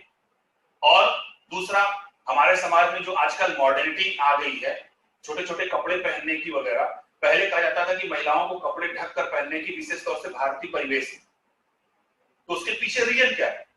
लीकेज होने के कारण ये हीट सेंसिटिव होती हैं, तो इनको कॉटन के कपड़े से ढक के रखा जाता था ताकि इनकी हीट बाहर न निकल जाए। और चूंकि इनको घर में काम करना होता था, चूल्हा चौका करना होता था, तो इस वजह से इनका हीट अगर बाहर हीट के संपर्क में रहती थी और हीट अगर बाहर निकल जाएगा तो बीमार पड़ जाएंगे। तो बीमार न हो इसलिए ये कॉटन के कपड़े से अपनी पूरी बॉडी को ढक के रखती थी। आजकल मॉडर्न समय में हम पूरे वो भी कपड़े निकाल के फेंक देते हैं, कहते हैं हमारी मर्जी। तो बात दूसरी है, साइंटिफिक रीजन ये था क्योंकि इससे आपको बीमारियों से बचाती थी। तो पहला था कि ये हीट सेंसिटिव होती है। दूसरा इसका बेनिफिट ये है लीकेज का कि दोनों क्रोमोसोम सेम होने के कारण ये आनुवंशिक बीमारियों के प्रति प्रतिरोधी होती है, यानी कि इनके अंदर सामान्यतः कोई डेंजरस बीमारी या आनुवंशिक बीमारी नहीं होती, या होती भी है तो कम होती है। यहां पर होना और कम होना हम पुरुष के साथ तुलना कर रहे हैं। आप आज हॉस्पिटल में चले जाइए, मेजर बीमारियों में 98% आपको पुरुष मिलेंगे, महिलाएं कम मिलेंगे, गैस्ट्रो को गाइनो को छोड़कर। तो दोनों क्रोमोसोम सेम होने के कारण, जो लिंकेज की प्रक्रिया के कारण ये आनुवंशिक बीमारियों के प्रति क्या होती है? प्रतिरोधी होती हैं, यानी जल्दी कोई इनको आनुवंशिक बीमारी नहीं पकड़ती है। ठीक है। और यूपीएससी में एक क्वेश्चन आया है कि ग्लोबल वार्मिंग का असर सबसे अधिक किस पे होता है, मेल पर या फीमेल पे? तो ऑब्वियसली हीट सेंसिटिव होती है, तो ग्लोबल वार्मिंग के साथ गर्मी बढ़ेगी, तो गर्मी बढ़ेगी तो असर किस पे आएगा? फीमेल पे। तो इससे प्रभावित कौन होती है? फीमेल होती है। और हम अपने समाज में फीमेल को ही दोष देते हैं, है ना। तो अब आप ये मत समझिएगा कि जो फीमेल के यूनिक कैरेक्टर हैं वो उनकी आदत है, आदत नहीं है, वो उनके जेनेटिकल कैरेक्टर है। ठीक है। तो यही सब चीजें हैं। अब देखो ये हीट सेंसिटिव तो होती है, सर्दी और गर्मी का असर आता है, लेकिन कुछ एक्सेप्शनल केस भी देखने को मिल जाते हैं। आई एम सॉरी, आप लोग बुरा मत मानिएगा, शादी के समय आप देख लीजिए वहां हीट का असर नहीं पड़ता है सर्दियों में। फरवरी के महीने में जबरदस्त शादी, फरवरी के महीने में कड़ाके की ठंड हो और शादी हो, आप बारात का इमेजिन कर लीजिएगा, सारे male version suit sweater jacket पे रहते, एक भी महिला साड़ी जैकेट में नहीं दिखेगी आप, है ना। वहां पे बेचारा लीकेज की प्रक्रिया हार मान जाता है ना। वहां पे ये हीट सेंसिटिव की प्रोसेस नहीं चलती है ना, कुछ ही देर के लिए। और जहां पे जयमाल और खाना खा के हटे, तुरंत अपना साड़ी जैकेट कहाँ है, सूट कहाँ है, साल कहाँ है, ढूंढना शुरू कर देती है। ये ह्यूमन नेचर है, इस पे हम लोग नहीं जाते हैं, क्योंकि सुंदर दिखना सबका नेचर होता है। तो लिंकेज की प्रक्रिया के थ्रू ये, अरे फीमेल को ज्यादा भूख क्यों लगती है? तो जो ज्यादा काम करेगा उसको ज्यादा भूख नहीं लगेगा, ज्यादा मेहनत करती, ज्यादा वर्क करती हैं, ज्यादा वो मेंटली वर्क करती हैं। आपको क्या काम है? आपके पिताजी तो बाहर जाते हैं, कमाते हैं, चले आते हैं, उनको संडे को छुट्टी मिलती है। मदर तो विदाउट पोर्टफोलियो, उनके पास मंत्रालय है, संडे को सबको आराम मिलता है, उन बेचारी को कभी आराम ही नहीं मिलता है, बल्कि संडे को उनकी और ड्यूटी बढ़ जाती है। और ऐसी बात नहीं कि लड़कियों को ज्यादा भूख लगती है, दोनों का डाइजेस्टिव सिस्टम बिल्कुल सेम होता है। ठीक है ना। तो ऐसा डिफरेंस नहीं करते हैं लड़के लड़कियों की, सब बिल्कुल सेम है। तो यहाँ पे किसी का मजाक, हम साइंटिफिक पहलू देखो भाई बता रहे हैं, है ना। ये साइंटिफिक पहलू है, बाकी सोशल पहलू कुछ और भी हो सकती है। ठीक है। सोशल पहलू में अब जैसे हार्ट अटैक को आप ले लो, हार्ट अटैक देख तो जल्दी फीमेल को नहीं आता है, क्यों? मैंने बताया था ना, बीमारियों के प्रति इनके अंदर रजिस्टिविटी ज्यादा होती है। मेल वर्जन क्या होता है, किसी भी चीज को अगर सोच लेगा तो उसको सोचता रहेगा, अपने ही अंदर लेता रहेगा, किसी से कहेगा नहीं, उड़ता रहेगा। तो धीरे धीरे क्या होता है, उसका लीवर हीट हो जाता है, और लीवर गड़बड़ हुआ तो एंजाइमेटिक रिएक्शन गड़बड़ हुआ, एंजाइमेटिक रिएक्शन गड़बड़ हुआ तो ब्लड के फ्लो में दिक्कत, कोलेस्ट्रॉल बनने लगेगा, आपको हार्ट अटैक आ जाएगा। तो अंतर क्या हुआ इस सोचने से? फीमेल ऐसा नहीं करती, फीमेल को कोई बात पता चलता है, 10 लोगों में भी डिस्ट्रीब्यूट हो जाता है, उनका आधा टेंशन वैसे ही खत्म। तो जब वो सोचती ही नहीं है तो उनको हार्ट अटैक आने का चांस ही नहीं है ना। और मेल वर्जन क्या कहता है कि हार्ट अटैक उसी को आएगा ना जिसको दिल होगा, जबकि ऐसी बात नहीं है। दुनिया में दिल नाम की चीज होती ही नहीं है, जो होता है वो हार्ट होता है। मैं कार्डियोवैस्कुलर सिस्टम बताऊंगा तो मैं प्रूव कर दूंगा, ठीक है ना। सिर्फ किताबों में और कविताओं में दिल शब्द आता है और बाकी साइंस में तो आता ही नहीं। साइंस दिल को समझता ही नहीं, वो सिर्फ हार्ट को समझता है और ब्रेन को समझता है। खैर फिलहाल आगे चलते हैं। तो गुणसूत्रों में, गुणसूत्र के बारे में हम जाने, अब अपने टॉपिक पे आते हैं। अगर गुणसूत्रों में किसी भी प्रकार का दोष उत्पन्न हो जाए, जैसे ये हमारा गुणसूत्र है, देखिए मैं थोड़ा सा डिटेल इसको इसलिए समझा रहा हूं कि यही पूरा बायोटेक है, आगे इसी का बायोटेक में हमारा फिर इससे सामना पड़ेगा। तो अब ये जो गुणसूत्र है, इस गुणसूत्र पर हमारा ये क्या लगा है, जो मैं स्पाइरल बना रहा हूं, ये डीएनए लगा हुआ है ना? ये जो स्पाइरल क्रम में आपको दिख रहा है वो डीएनए है। तो मान लीजिए किसी भी रीजन से अगर गुणसूत्र का ये पार्ट मान लीजिए कट गया, सपोज, तो कैरेक्टर बनाने का काम कौन करता है? गुणसूत्र, सॉरी डीएनए। कैरेक्टर कौन डिफाइन करता है? डीएनए। तो अगर गुणसूत्र कट गया तो डीएनए भी कट गया, और डीएनए कट गया तो कैरेक्टर भी चला गया। तो मान लो किसी भी रीजन से अगर ये पोर्शन जो डॉट डॉट में बना रहा हूं, अगर गुणसूत्रों का ये भाग खराब हो गया या कटकर निकल गया, तो इसके ऊपर जो डीएनए थे वो भी कट के निकल जाएंगे, और जब डीएनए कट के निकल जाएंगे तो वो कैरेक्टर भी क्या हो जाएगा? समाप्त हो जाएगा, ठीक है। तो इसी प्रक्रिया को किसी भी रीजन से डीएनए में किसी भी प्रकार की खराबी आ जाने से व्यक्ति कई प्रकार के आनुवंशिक रोगों का शिकार हो जाता है, और उसी आनुवंशिक रोग को हम बोलते हैं सिंड्रोम। क्या बोलते हैं? सिंड्रोम, ठीक है। यानी कि गुणसूत्रों में किसी भी प्रकार की खराबी आने से, किसी भी प्रकार के विकार आने से एक कई प्रकार के आनुवंशिक रोगों के वो शिकार हो जाते हैं, जिसको हम बोलते हैं सिंड्रोम, ठीक है। अब जैसे सपोज दैट, मैं सिंपल एग्जांपल, ये मेरा गुणसूत्र है, और सपोज दैट कि इस गुणसूत्रों पर ये जो डॉट डॉट वाला पोर्शन है, इतने पोर्शन का जो डीएनए है, ये हमारे शरीर में क्या बना रहा है? हेयर बना रहा है, बाल बना रहा है, ठीक है। अब किसी भी रीजन से ये गुणसूत्र क्या हो गया? खराब हो गया। तो अगर ये गुणसूत्र खराब हो गया तो ये क्या होगा? हेयर बनाने वाला डीएनए भी खराब हो गया, और जब हेयर बनाने वाला डीएनए भी खराब हो गया तो अब जो हम पैदा होंगे तो उस समय हमारे सर पे बाल ही नहीं आएंगे, क्लियर? खैर अभी भी बहुत कम है, टेंशन से ज्यादा बाल झड़ गए, और कुछ तो जेनेटिकल कैरेक्टर है। तो अब ये हेयर आपके क्या हो जाएंगे? समाप्त हो जाएंगे, ठीक है। और एक चीज और ध्यान दीजिएगा, ये जो परिवर्तन होता है ना, ये परिवर्तन मां के गर्भाशय में ही होता है, ओपनली नहीं होता है। फॉर एग्जांपल, ये हमारा होता है, सॉरी हमारा नहीं, महिला का ये होता है रिप्रोडक्टिव ऑर्गन, ठीक है। ये ओवरी, दो ओवरी से निकलती है फैलोपियन ट्यूब, ठीक है। पीछे होता है इस साइड में आपका यूट्रस, गर्भाशय। इस फैलोपियन ट्यूब में कॉपुलेशन की प्रक्रिया होती है मेटिंग के थ्रू। ये वजाइनल पार्ट होता है, यानी यहां से एग सेल निकलता है और यहां से आपका स्पर्म सेल पहुंचता है, ठीक है।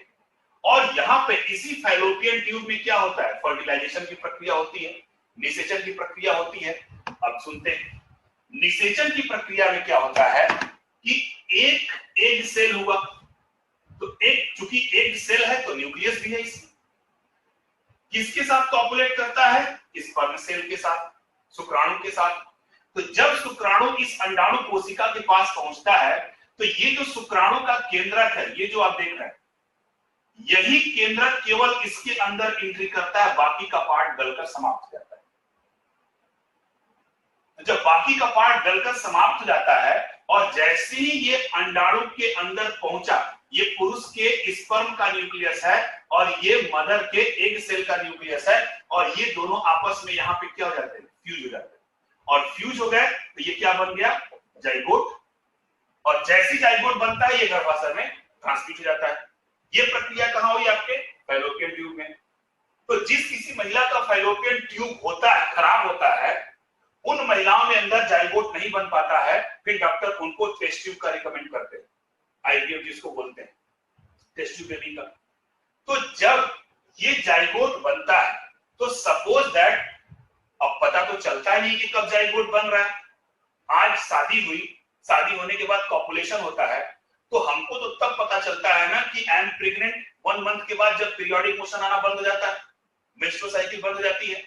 तो सपोज दैट कि आज शादी हुई, 10 दिन के बाद जाइगोट बना, और जैसे ही जाइगोट बना या जाइगोट जब बन रहा है आपको पता भी नहीं चलता, पता चलता आप माइक्रोवेव से ब्रेड निकालने चली गई, हाई इलेक्ट्रिसिटी के संपर्क में आ गई, चंद्र ग्रहण देख लिया, सूर्य ग्रहण देख लिया, कुछ भी, यानी जहां पर रेडियो एक्टिव रेडिएशन है, इलेक्ट्रोमैग्नेटिक रेडिएशन है, तो उस रेडिएशन के आप प्रभाव में आई, तो यहां पर जो 23 गुणसूत्र शुक्राणु से आए, 23 गुणसूत्र आपके अंडाणु से आए, और 46 गुणसूत्र ये जैसे ही बने, उस रेडिएशन का प्रभाव आपके गुणसूत्रों पर हुआ और गुणसूत्रों में परिवर्तन कर दिया।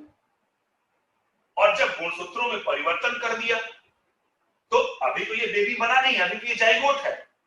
तो अब जब गुणसूत्रों में परिवर्तन कर देगा तो यही जाइगोट क्या बनाएगा, भ्रूण, और भ्रूण से क्या बनाएगा, बेबी। तो सपोज दैट कि यहां पर जो 46 गुणसूत्र हैं उसमें चौथे गुणसूत्र में खराबी आ गई, और चौथे गुणसूत्र का इतना पार्ट क्या हो गया, खराब हो गया, जल गया, कुछ भी हो गया, विलोपन आ गया, इसमें डिलेशन आ गया, और यही चौथे गुणसूत्र का जो पार्ट है वो बाल बना रहा है। तो यहां पर फादर और मदर के बड़े अच्छे बाल है, पेंटिन से धुले हुए, है ना, घुंघराले बाल वगैरह जो भी है, बड़े अच्छे बाल है, लेकिन अब उस बच्चे के अंदर बाल प्रोड्यूस होगा, बाल होगा नहीं होगा, क्योंकि उसके चौथे नंबर के गुणसूत्र का ये पार्ट क्या हो गया, खराब। किसकी वजह से, रेडिएशन की वजह से। तो जो सिंड्रोमिक कंडीशन क्रिएट हो रही है वो कहां क्रिएट हो रही है, जाइगोट अवस्था में। और चूंकि हमको पता भी नहीं चलता है ये, और जब पता नहीं चलता है तो इसका इलाज भी पॉसिबल नहीं। जनरली इलाज उसी रोग का हम कर सकते हैं जिसको हमको पता होता है ना। इसीलिए कोरोना का तो सही ढंग से इलाज नहीं है, ये पता नहीं चलता है कि लक्षण क्या क्रिएट कर रहा है। कभी सिम्टोमेटिक लक्षण है, फिर बाद में चला कि एसिम्टोमेटिक लक्षण भी होता है, यानी कोई लक्षण नहीं है फिर भी आप कोरोना संक्रमित है। तो उसी तरीके से किसी भी रोग का जब हमको पता चलेगा तभी तो हम उसका इलाज करेंगे। ऐसा थोड़ी है कि आप आज पैरासीटामोल खा लेते हो, कहते हो कि कल हमको बुखार आएगा, ऐसा होता नहीं। इसलिए सिंड्रोमिक डिजीज का इलाज पॉसिबल नहीं है, ठीक है।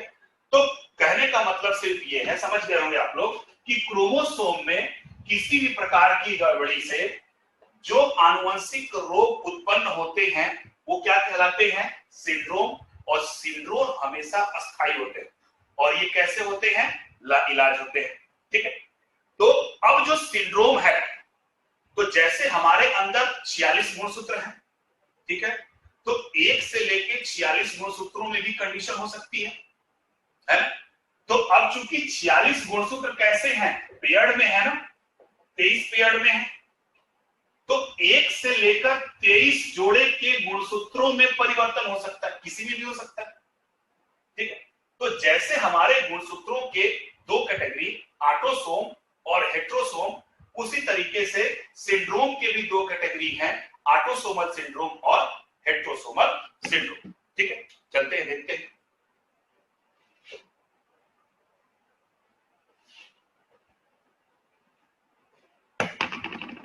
तो यहां पर मार्कर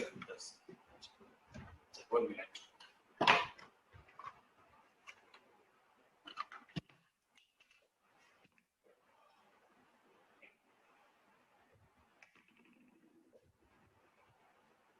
सिंड्रोम,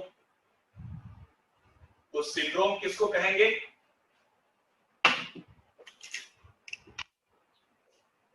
गुणसूत्रों में किसी प्रकार की खराबी के कारण, गुणसूत्रों में किसी भी प्रकार के, सर डीएनए मैच कैसे होता है, मेरे भाई आप इतना परेशान क्यों हो जाते हो।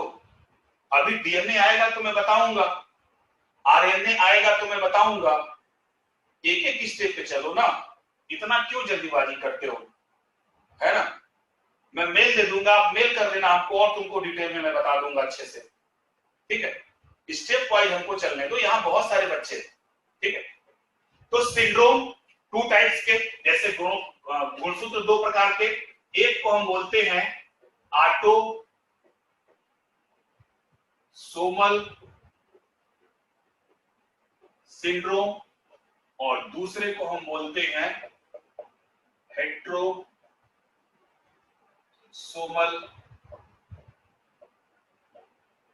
सिंड्रोम, ठीक है।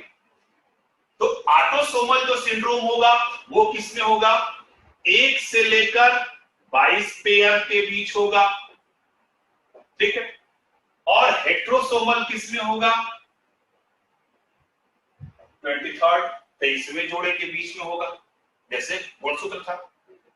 तो अब सारे सिंड्रोम नहीं पढ़ना है, आपके सिलेबस में कुछ ही सिंड्रोम है, जैसे पहला सिंड्रोम डाउन सिंड्रोम,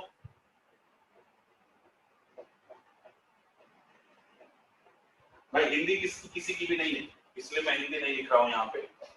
दूसरा है आपका एडवर्ड सिंड्रोम, तीसरा है आपका Patau syndrome, PATAU Patau syndrome, चौथा है आपका cri du chat syndrome, cri है ना, CRYDUCAT,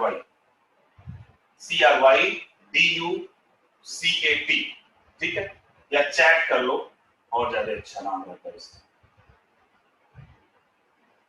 cry do chat syndrome, ठीक है। पांचवा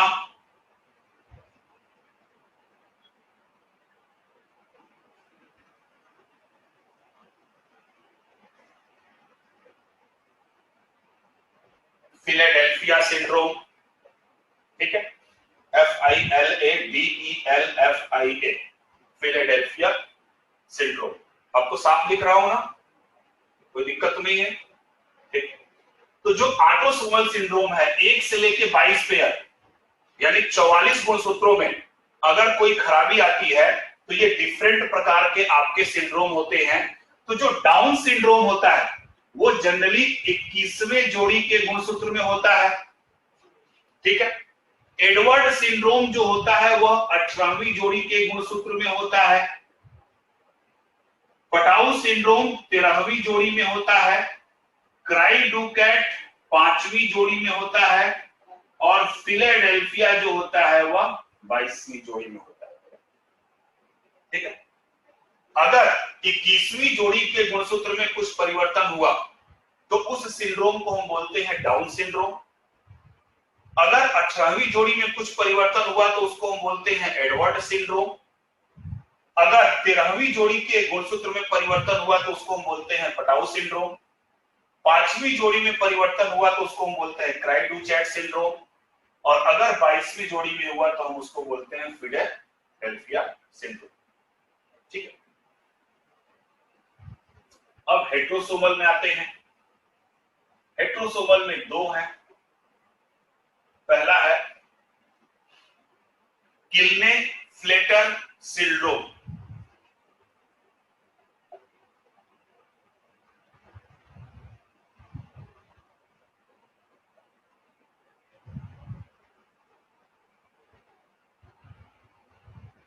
ठीक है, किल्ने-फ्लेटर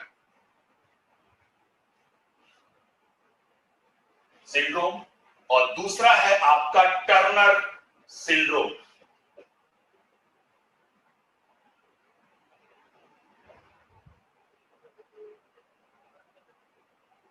ठीक है, टर्नर सिंड्रोम।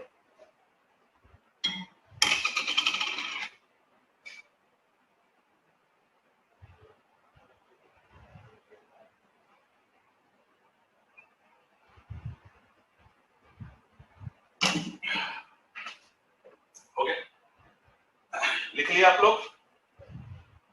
देखिए फिर से मैं बता दे रहा हूं कि गुणसूत्रों में किसी भी प्रकार की गड़बड़ी से जो रोग उत्पन्न होते हैं उनको हम बोलते हैं सिंड्रोम।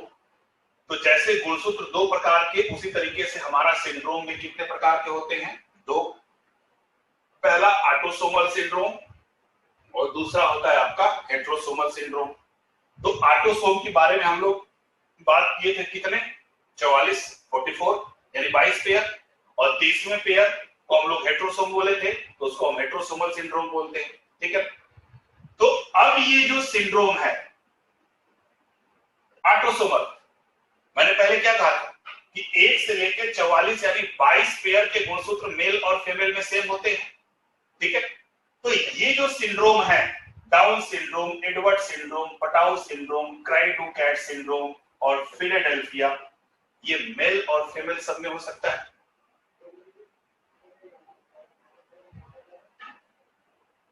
एड्स भी तो कैसा सिंड्रोम होता है? AIDS is the viral disease, not syndrome. AIDS का नाम रखा गया है एक्वायर्ड इम्यूनोडिफिशियंसी सिंड्रोम, और सिंड्रोम जो टर्म इस्तेमाल किया जाता है वो खतरनाक बीमारियों के लिए इस्तेमाल किया जाता है। ठीक है, जहां पे नाम रख दिया गया सिंड्रोम, इसका मतलब समझ लीजिए वो डेंजरस चीज है, इसका मतलब ये होता है। अब जो हेटेरोसोमल सिंड्रोम है, तो ऑटोसोमल सिंड्रोम मेल और फीमेल दोनों में हो सकता है, लेकिन जो हेटेरोसोमल सिंड्रोम है ये स्पेसिफिक होते हैं। ये क्लेनिफ्लेटर सिंड्रोम ये जनरली आपके पुरुषों में होता है, और जो आपका टर्नर सिंड्रोम होता है ये जनरली आपके फीमेल में होता है। ये मेल में होते हैं और ये फीमेल में होते हैं, यानी ये टोटल लिंग गुणसूत्रों वाले हैं और ये अलिंगी गुणसूत्रों वाले है ना। तो इनकी वजह से कोई रिप्रोडक्टिव प्रॉब्लम क्रिएट नहीं होती है। ऑटोसोमल सिंड्रोम में अगर गड़बड़ी हुई तो कोई रिप्रोडक्टिव प्रॉब्लम यानी जन्म से संबंधित समस्या नहीं आती है, और ये तो जन्मजात विकृति क्रिएट कर देता है। ठीक है ना, आप देखते होंगे ताली बजाने वाले, उसमें एक मेल मिलता है और एक फीमेल जैसी होती है, वो होती तो ट्रांसजेंडर है लेकिन बाहर से दिखने में लगता है कि वो फीमेल ही। ठीक है ना, दो कैटेगरी होती है। ठीक, तो ये है आपके सिंड्रोम। अब हम लोग एक एक सिंड्रोम को थोड़ा सा स्टडी करते हैं। तो फर्स्ट हम चलते हैं किल्ने-फ्लेटर सिंड्रोम पे। ठीक है,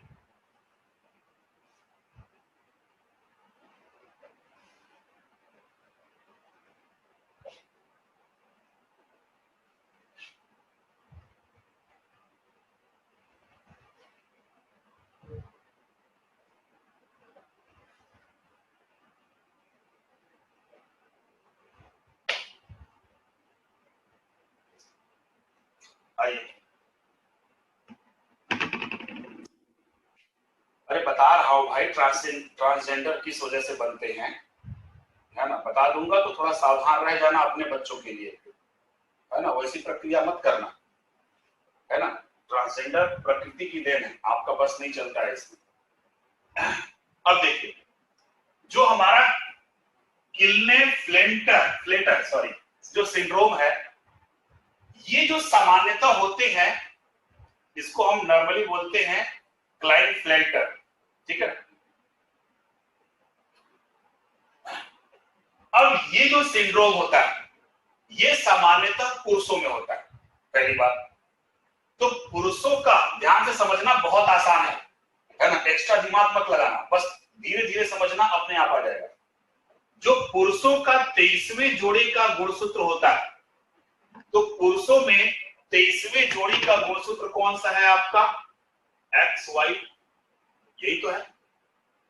और पुरुष के बारे में मैंने कहा था कि पुरुषों को हम ऐसे लिख सकते हैं 44 + XY। ये क्या रिप्रेजेंट करता है? मेल को, पहले बताया था। तो अब पुरुष का 23वें जोड़ी का गुणसूत्र क्या है आपका? XY। तो मान लो किसी भी रीजन से अगर एक एक्स क्रोमोसोम बढ़ गया, रीजन कुछ भी हो सकता है, उससे हमसे नहीं मतलब, किसी भी रीजन से अगर एक एक्स क्रोमोसोम बढ़ गया तो अब इनके अंदर क्रोमोसोम की संख्या कितनी हो जाएगी? 47 हो जाएगी कि नहीं? तो इसको हम ऐसे भी लिख सकते हैं 44 + XY।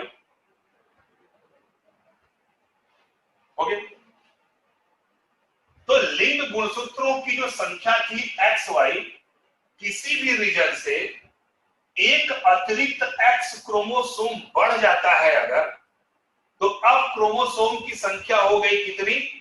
47। तो 47 होने के कारण होता क्या है कि मैंने बोला सामान्यतः ये किस में होता है? मेल में ही होता है ना। अब एक अतिरिक्त X क्रोमोसोम की संख्या बढ़ जाने से होता क्या है कि इनके जो जनन अंग होते हैं, टेस्टिस, ठीक है, जहां से स्पर्म बनता है, इनके जो जनन अंग होते हैं वो छोटे हो जाते हैं और शुक्राणुओं का निर्माण नहीं हो पाता। जनन अंग छोटे हो जाते हैं, शुक्राणुओं का निर्माण नहीं हो जाता और प्रायः इनके अंदर स्त्रियों जैसे ब्रेस्ट का डेवलपमेंट हो जाता है। क्लियर? क्या करेक्टर हुआ? क्योंकि एक्स क्रोमोसोम किसका गुण है? फीमेल का है ना। तो इस कंडीशन में क्या होता है कि पुरुषों में एक अतिरिक्त एक्स क्रोमोसोम होने के कारण पुरुषों के अपने जो जनन अंग है वो छोटे हो जाते हैं, शुक्राणुओं का निर्माण नहीं हो पाता है और इनके अंदर महिलाओं जैसे ब्रेस्ट का डेवलपमेंट हो जाता है। यानी कि पुरुषों में कुछ महिलाओं के लक्षण उत्पन्न हो जाते हैं और ये पूर्णतया स्टेराइल होते हैं, नपुंसक। भाई स्पर्म में ही नहीं बनेगा और रिप्रोडक्टिव ऑर्गन ही छोटे होंगे तो क्या हो जाते हैं? स्टेराइल हो जाते हैं। यह अवस्था कहलाती है गाइनेकोमैस्टिया।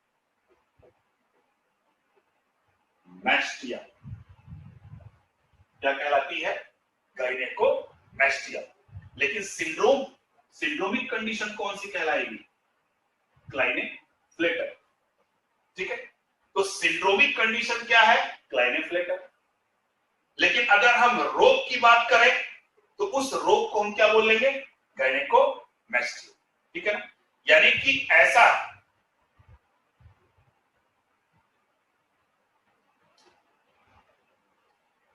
मिस्टर अनिल राज जी, हमको बढ़ने तो दीजिए आगे।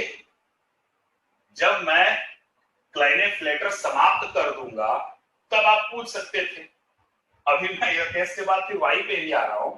इतनी जल्दीबाजी ठीक नहीं है, थोड़ा सा स्लो चलिए ना। कछुए की चाल से चलेंगे तो सक्सेस मिलेगा, खरगोश की चाल से चलेंगे तो बीच में ही सो जाएंगे, है ना। यहाँ पे बच्चे कुछ आर्ट बैकग्राउंड के हैं तो हमको उनके हिसाब से लेके चलना है ना। ठीक है, आगे मैं अभी एक्सप्लेन करूंगा आपको। तो 46 हो गया, सॉरी 47 हो गया। एक अतिरिक्त एक्स क्रोमोसोम के कारण पुरुषों में क्या हो गया? महिलाओं जैसे कैरेक्टर उत्पन्न हो गए। ठीक है, और इनको एक और टर्म इस्तेमाल हो जाता है, देखो ट्राइसोमी भी बोलते हैं। कभी कभी ये भी क्वेश्चन में आता है, तो इसको आप ध्यान से समझ लो क्या है। एक है तो मोनोसोमी, दो है तो डाइसोमी, और यहां पे कुल कितने हैं?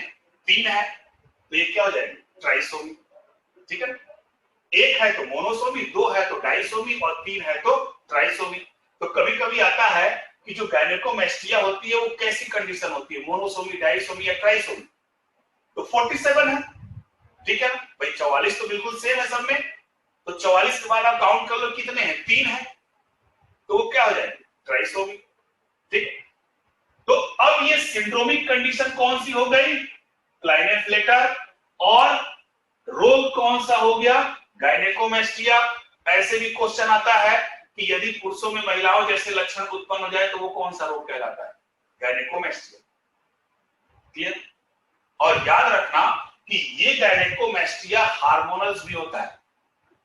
ये तो मैं जेनेटिकली बात कर रहा हूं, ये मैं सिंड्रोमिक बात कर रहा हूं।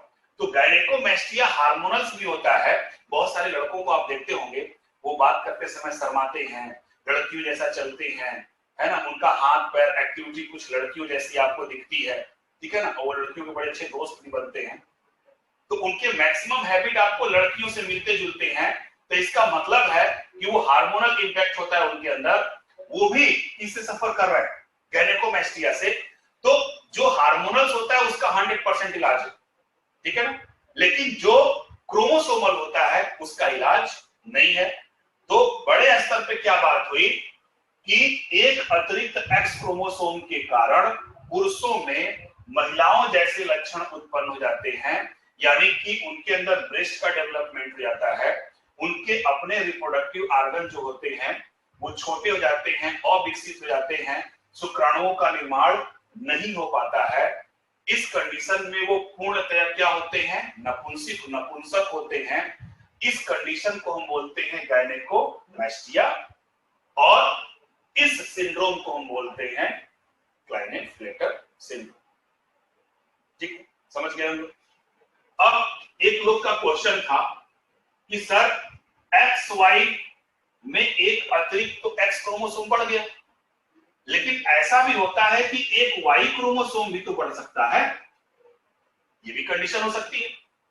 तो अगर एक वाई क्रोमोसोम बढ़ गया तो जनरली ये तो देखने को नहीं मिलता है। इन केस अगर वाई क्रोमोसोम एक बढ़ जाएगा तो भी ये कितने हो जाएंगे, 47, अगेन 47 होंगे। तो इस कंडीशन में क्या होगा कि वो पुरुष जो होगा उसकी लंबाई, उसकी चौड़ाई, उसकी बॉडी की और एक्टिविटी नॉर्मल व्यक्ति की तुलना में ज्यादा हो जाएगी, ठीक है ना। और ऐसे पुरुष को हम बोलेंगे सुपर मेल, यानी वो नॉर्मल मेल से क्या हो जाएंगे, थोड़े से हैवी होंगे, स्ट्रांग होंगे, लेकिन वो भी नपुंसक होंगे। लेकिन वो भी क्या होंगे, नपुंसक होंगे। 46 से 46 से क्रोमोसोम बढ़ा नहीं या घटा नहीं, सीधे आपको कहां इफेक्ट डालता है, रिप्रोडक्टिव बिहेवियर, ठीक है, ठीक है। तो ये कंडीशन क्या हो गई। हाँ, अगर एक कम हो जाए या एक्स कम हो जाए या वाई कम हो जाए तो उस कंडीशन में क्या होता है कि अगर जैसे एक्स वाई है 23वें जोड़ी का, तो अगर मान लो एक्स गुणसूत्र खत्म हो गया पुरुषों में, ठीक है ना, तो इस एक्स गुणसूत्र पर जितने भी डीएनए होंगे वो भी क्या हो जाएंगे, समाप्त हो जाएंगे, जल्दी ये सर्वाइव नहीं कर पाते, इनकी डेथ हो जाती है भ्रूणी अवस्था में, मेल, ठीक है। तो मेल के अंदर हम लोगों ने जाना ये क्या हो जाएंगे, एक्स वाई वाई हो जाएगा तो सुपर मेल हो जाएंगे, और ये भी क्या हो जाएंगे, पूर्णतया नपुंसक, ठीक है। तो इतनी कहानी थी हमारी किसकी, गायनेकोमैस्टिया और क्लाइनेट-फ्लेटर सिंड्रोम की। अब क्लाइनेट-फ्लेटर सिंड्रोम के बाद दूसरा है आपका टर्नर सिंड्रोम। अच्छा हाँ, फिर एक मिनट फिर से ध्यान से देखिएगा, कई बार में आपको कंफ्यूजन ना हो। पहली बार मैंने बताया एक एक्स क्रोमोसोम आपका क्या हो जाए, बढ़ जाए, ठीक है। दूसरी बार हमने बताया कि एक वाई क्रोमोसोम बढ़ जाए, ये बताया था, ठीक।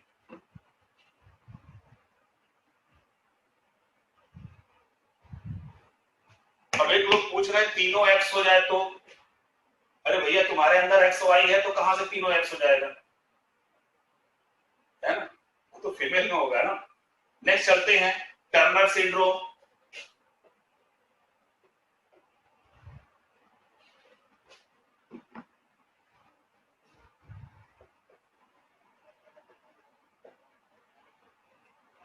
अब ये जो टर्नर सिंड्रोम है ये जनरली होता है आपके फीमेल में, ठीक है। अगर एक्स वाई वाई हो जाएगा तो अगेन क्रोमोसोम नंबर 47 हो जाएगा, और वो अवस्था कहलाती है सुपर मेल, यानी उसके अंदर पुरुषों से कुछ ज्यादा कैरेक्टर हो जाएंगे, लेकिन वो भी क्या होंगे, नपुंसक, स्टेराइल होंगे। ये प्रक्रिया टर्नर सिंड्रोम की होती है आपके फीमेल में, यानी ये कहां किसमें होती है, मेल में नहीं होता है, ये फीमेल में होता है, ठीक है। तो फीमेल के 23वें जोड़ी का गुणसूत्र कौन सा है, XX, ठीक है ना।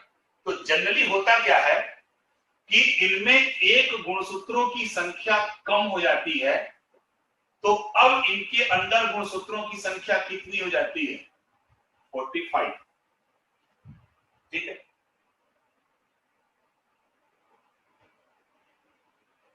KLINE है, क्या सही नहीं लिखा था क्या,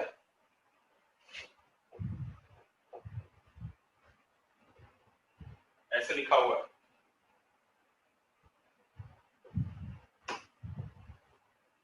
ठीक, अब जो फीमेल की हम बात कर रहे हैं, तो जो टर्नर सिंड्रोम होता है वो जनरली किस में होता है? फीमेल में होता है।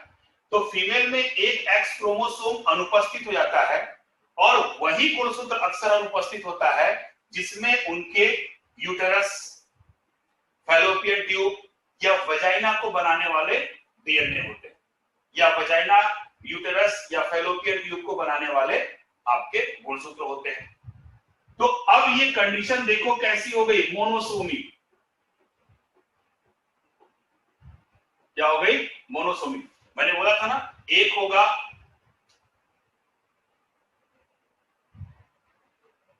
यूट्रस, गर्भाशय को बोलते हैं, ठीक है।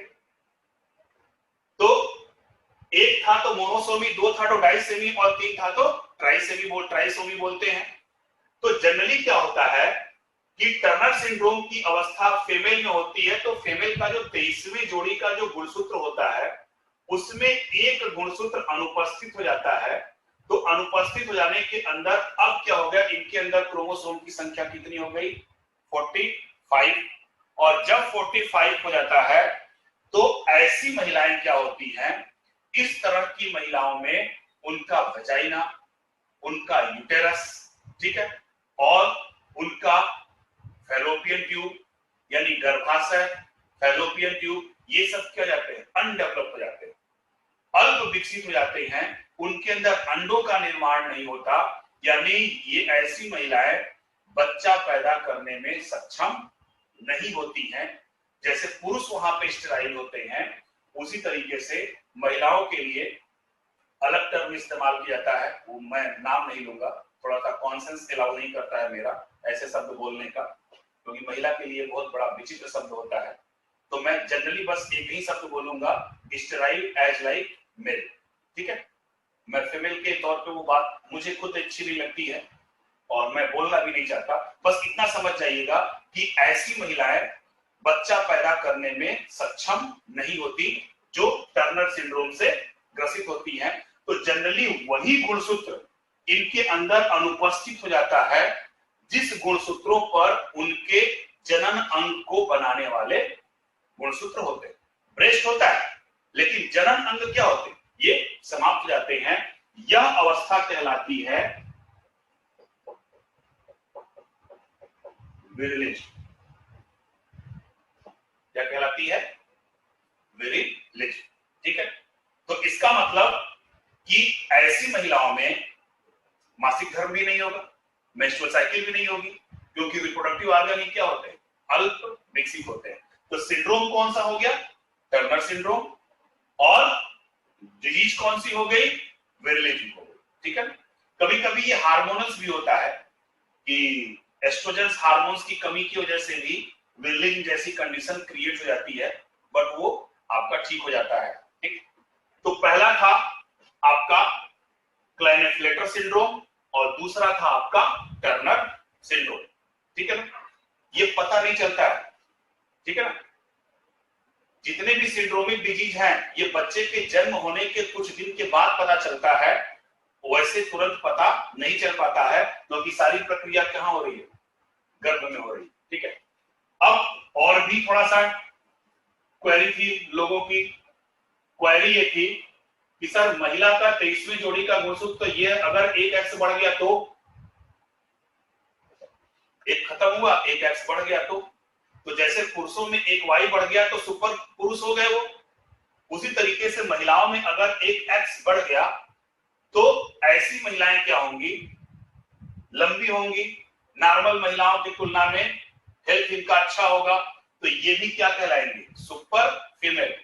बट ऐसी महिलाओं का यूटेरस क्या हो जाता है? डिस्ट्रॉय हो जाता है।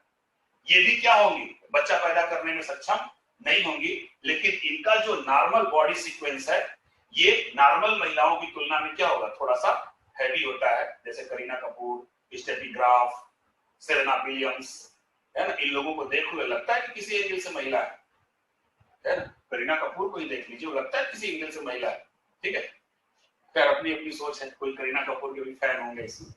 तो वो महिलाएं क्या कहलाती हैं? Super female. ठीक है, तो हेट्रोसोमल सिंड्रोम के बारे में हम लोगों ने देखा, पहला क्लेनिफलेटर सिंड्रोम और दूसरा आपका टर्नर सिंड्रोम। ठीक है, अब ऑटोसोमल पे चलते हैं। ऑटोसोमल का पहला सिंड्रोम था आपका कौन सा? Down syndrome. डाउन सिंड्रोम, और ये किसमें होता है? 21वीं जोड़ी में। ठीक है ना, अब डिफरेंस आप समझिए क्या है। हेट्रोसोमल सिंड्रोम में पूरा का पूरा गुणसूत्र ही या तो गायब हो जाता था या तो बढ़ जाता था। ठीक है, अब ऑटोसोम में क्या है कि ऑटोसोम में गुणसूत्रों की संख्या तो नहीं बढ़ती है, लेकिन गुणसूत्रों का कोई ना कोई पार्ट खराब हो जाता है।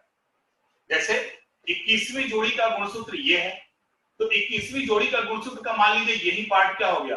खराब। तो ये पार्ट खराब हो गया, तो इतने पार्ट में जो डीएनए है वो भी क्या हो जाएंगे? खराब हो जाएंगे। तो 21वीं जोड़ी के गुणसूत्रों में खराबी के कारण, ठीक है, और कभी कभी क्या होता है कि 21वीं जोड़ी के गुणसूत्रों में भी एक गुणसूत्र बढ़ भी सकता है। तो मैंने बोला कि ऑटोसोमल में अगर गुणसूत्र बढ़े या खराब हो तो उसमें आपके रिप्रोडक्टिव बिहेवियर पे कोई चेंजिंग नहीं आती, क्योंकि ये कायिक लक्षण है। ठीक है, जनरल लक्षण नहीं। तो ऐसे बच्चों में क्या होता है कि जो डाउन सिंड्रोम की कंडीशन जब हो जाती है, यानी 21वीं जोड़ी में अगर कुछ परिवर्तन हो जाता है, तो उस कंडीशन में क्या होता है कि जो बच्चा होता है उसकी लंबाई छोटी हो जाती है, बच्चा मंद बुद्धि का हो जाता है, इसका मुंह खुला रहता है, जीभ मोटी हो जाती है, त्वचा खुरदरी हो जाती है। ठीक है ना, यानी ये सब कैरेक्टर किसमें होते हैं? 21वीं जोड़ी के गुणसूत्र में। और अगर इसमें खराबी हो जाए तो बच्चा क्या हो जाता है? पूरी तरीके से मेंटल रिटार्डेड हो जाता है, मंद बुद्धि का शिकार हो जाता है, मुंह खुले रह जाते हैं। तो ऐसे सिंड्रोम को हम बोलते हैं डाउन सिंड्रोम, और इस कंडीशन को हम बोलते हैं मैंगो मोनोग्लॉयड सिंड्रोम, या हम इसको मैंगोलियन इडियोसी भी बोलते हैं। यानी डाउन सिंड्रोम को क्या बोला जाता है? मैंगोलियन इडियोसी। मैंगोलियन इडियोसी को हम बोलते हैं महामूर्ख। ठीक है, या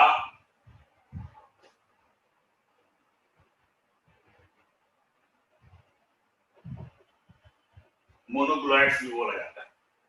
ठीक है, यानी ऐसे कंडीशन को हम बोलते हैं मैंगोलियन इडियोसी। कुछ केस में देखा जाता है कि इडियोसी है, IDIOCY, मैंगोलियन इडियोसी मतलब होता है महामूर्ख। ठीक है, कभी कभी इस डाउन सिंड्रोमिक में, और इसके खिलाफ सरकार अभियान भी चलाती है ऐसे लोगों को थोड़ा सा प्रोटेक्ट करने की। तो डाउन सिंड्रोमिक के कंडीशन में क्या होता है कि व्यक्ति के जो जननांग होते हैं वो समान होते हैं, यानी उनके पेनिस वगैरह ये सब बिल्कुल सेम होता है, लेकिन देखा जाता है कि स्पर्म का भी प्रोडक्शन इनके अंदर बहुत कम होता है। तो जनरली हम देखते हैं कि डाउन सिंड्रोमिक कंडीशन में भी पुरुष क्या हो जाते हैं? नपुंसक हो जाते हैं। महिलाओं पर कोई इफेक्ट इसका नहीं पड़ता। ठीक,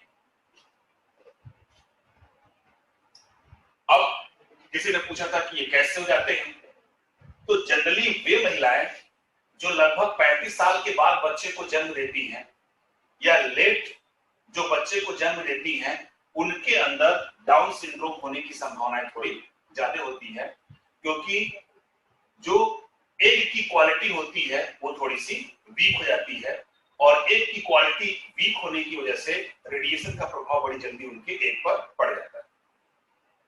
ठीक है, तो ये तो हो गया आपका डाउन सिंड्रोम। नेक्स्ट पे चलते हैं, कौन सा था? Edward syndrome. डाउन के बाद शायद एडवर्ड ही था ना, आप अपने लिस्ट में देख लीजिएगा, शायद डाउन के बाद एडवर्ड ही होगा। तो जो एडवर्ड सिंड्रोम है, ये जो एडवर्ड सिंड्रोम है, ये 18वीं जोड़ी में परिवर्तन के कारण होता है।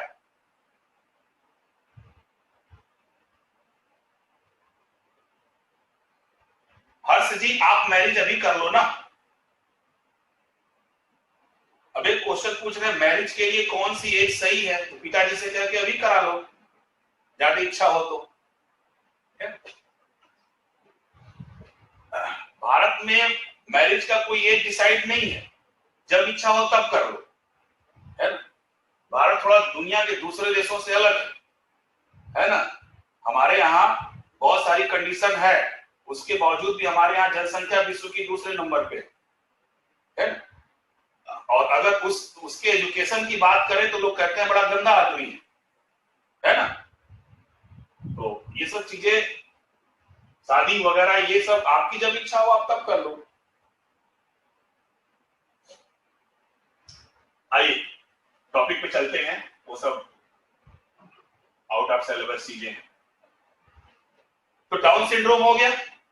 जननांग का मतलब होता है रिप्रोडक्टिव ऑर्गन, जनन अंग, यानी ऐसे अंग जिनसे आपके जनन मटेरियल्स, जनन पदार्थ बाहर निकलते हैं, उनको हम बोलते हैं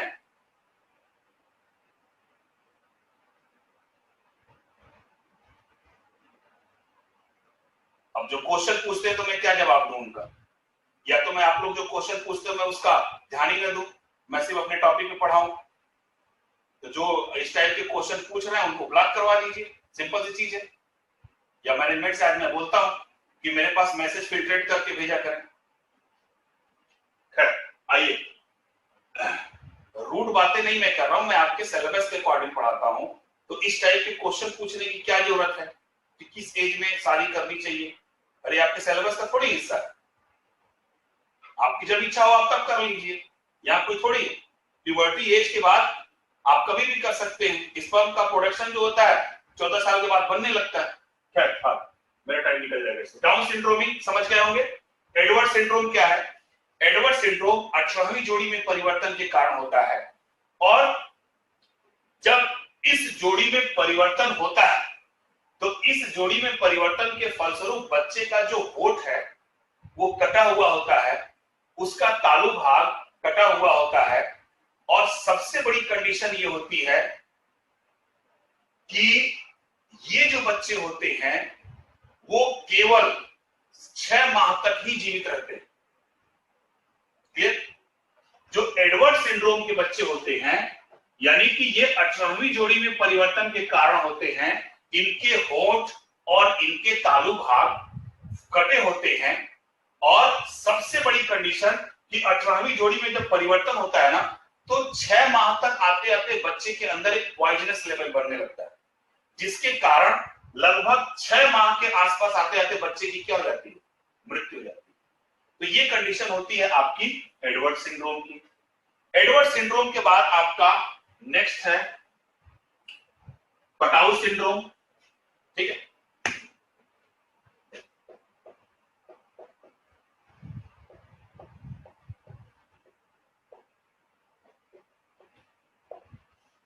पटाउ सिंड्रोम।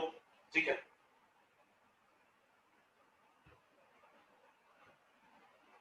एडवर्ड सिंड्रोम जो है ये 18वीं जोड़ी के गुणसूत्रों में परिवर्तन के कारण होता है।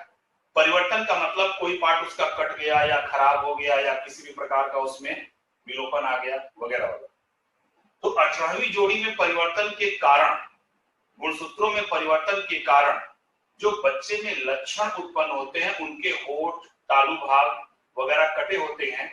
और दूसरा क्या होता है कि ऐसे बच्चे केवल 6 माह तक ही जीवित रहते हैं, 6 माह के बाद उनकी मृत्यु हो जाती है।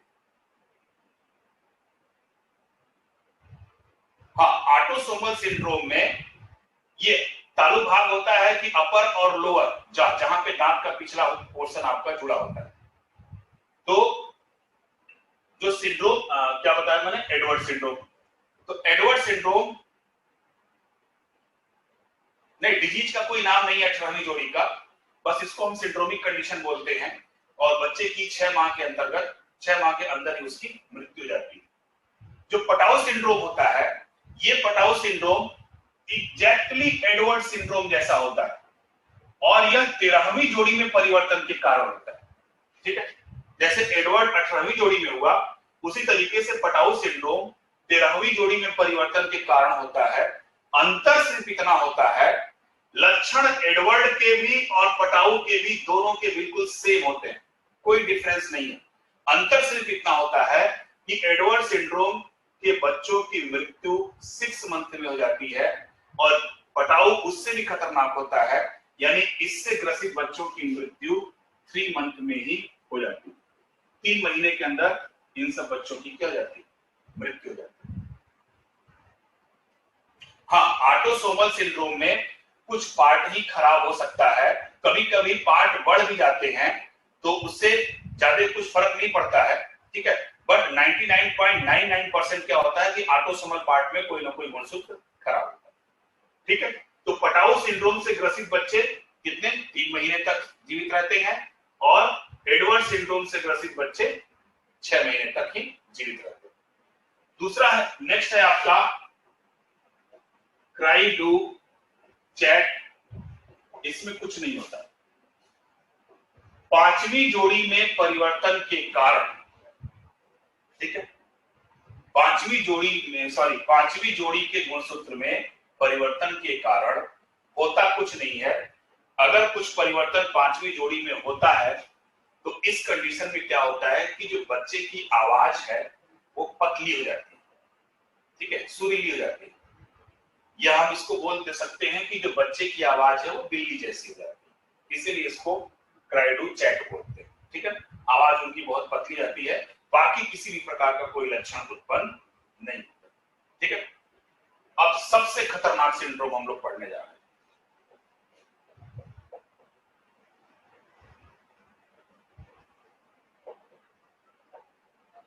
फिलाडेल्फिया सिंड्रोम, ठीक है। अब ये जो फिलाडेल्फिया सिंड्रोम होता है यह 22वीं जोड़ी में परिवर्तन के कारण होता है, 22। अब ये जो फिलाडेल्फिया है 22वीं जोड़ी में परिवर्तन के कारण होता है और इसका पता भी नहीं चल पाता है कि कब हुआ और कब नहीं हुआ। और इसके जो लक्षण होते हैं, 22वीं जोड़ी में परिवर्तन के जो लक्षण होते हैं वो जन्म से लेकर आगे की एज तक कभी भी ये लक्षण को प्रदर्शित कर सकते हैं, क्लियर। तो अब इस 22वीं जोड़ी में परिवर्तन के कारण होता क्या है, ठीक है। अगर 22वीं जोड़ी के गुणसूत्रों में किसी भी प्रकार का कोई परिवर्तन हुआ तो यह आगे चलकर इसका रूप धारण कर लेता है,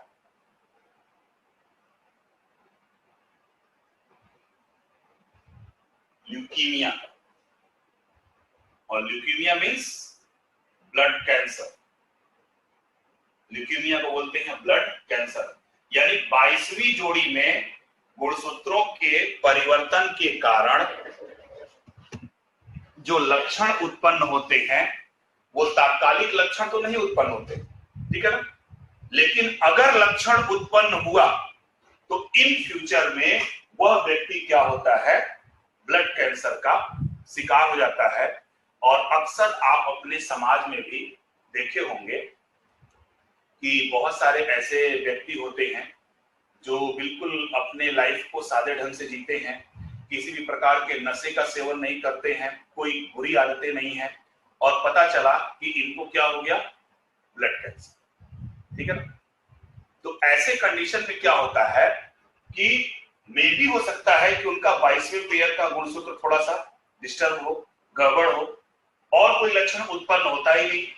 तो अब उनके जन्म से लेकर उनके मृत्यु के बीच में कभी भी ये गुणसूत्र अपना प्रभाव दिखा सकते हैं, और जब ये प्रभाव दिखाएंगे सिंड्रोम तो उस व्यक्ति को क्या हो जाएगा, ब्लड कैंसर, ठीक है। तो इतने, अच्छा एक और सिंड्रोम होता है जिसको हम बोलते हैं TATT सिंड्रोम। ये आपके उससे नहीं है, क्रोमोसोम से नहीं है, टाट सिंड्रोम बोलते हैं इसको, ठीक है ना। जैसे अभी कंपटीशन का जमाना है, ठीक है ना,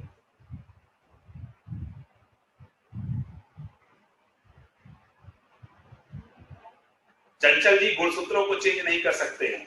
जिस दिन गुणसूत्रों को चेंज करने की क्षमता मनुष्यों को हासिल हो गई ना, वो चुटकियों में किसी भी इंसान को बना देगा, है ना। तो गुणसूत्रों में हम चेंज नहीं कर सकते हैं। गुणसूत्रों के पार्ट में डीएनए में हम चेंजिंग कर सकते हैं, और वैसे भी ह्यूमन बीइंग में ये बैन है, अदरवाइज हम डिजाइनर बेबी को बना लेंगे। ठीक है सर, डीएनए, हाँ डीएनए में चेंज हो सकता है।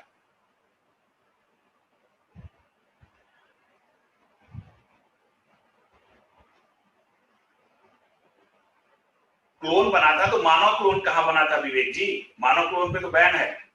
जानवरों के क्लोन बनाए थे, क्लोन का कॉन्सेप्ट दूसरा है।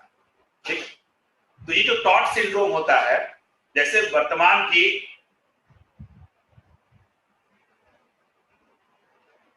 गर्भाशय में सिंड्रोम में डेवलप हो जाता है।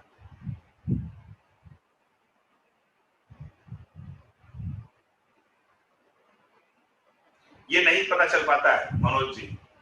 खैर फिर अभी मैं आपके क्वेश्चन आंसर लेता हूं, एक बार टॉट सिंड्रोम पे हम चर्चा कर ले। जैसे भी वर्तमान समय में जो आपकी भाग दौड़ है, भारी जिंदगी में अनेक कार्य हैं, चिंता है, कंपटीशन है, टेंशन है, लालच है, यानी असंतुलित जो जीवन है, इसी असंतुलित जीवन के कारण आपका बिहेव चेंज हो जाता है।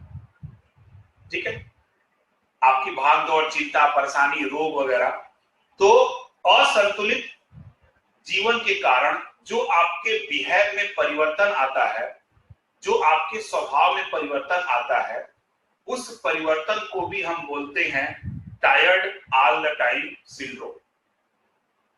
Tired all the time syndrome.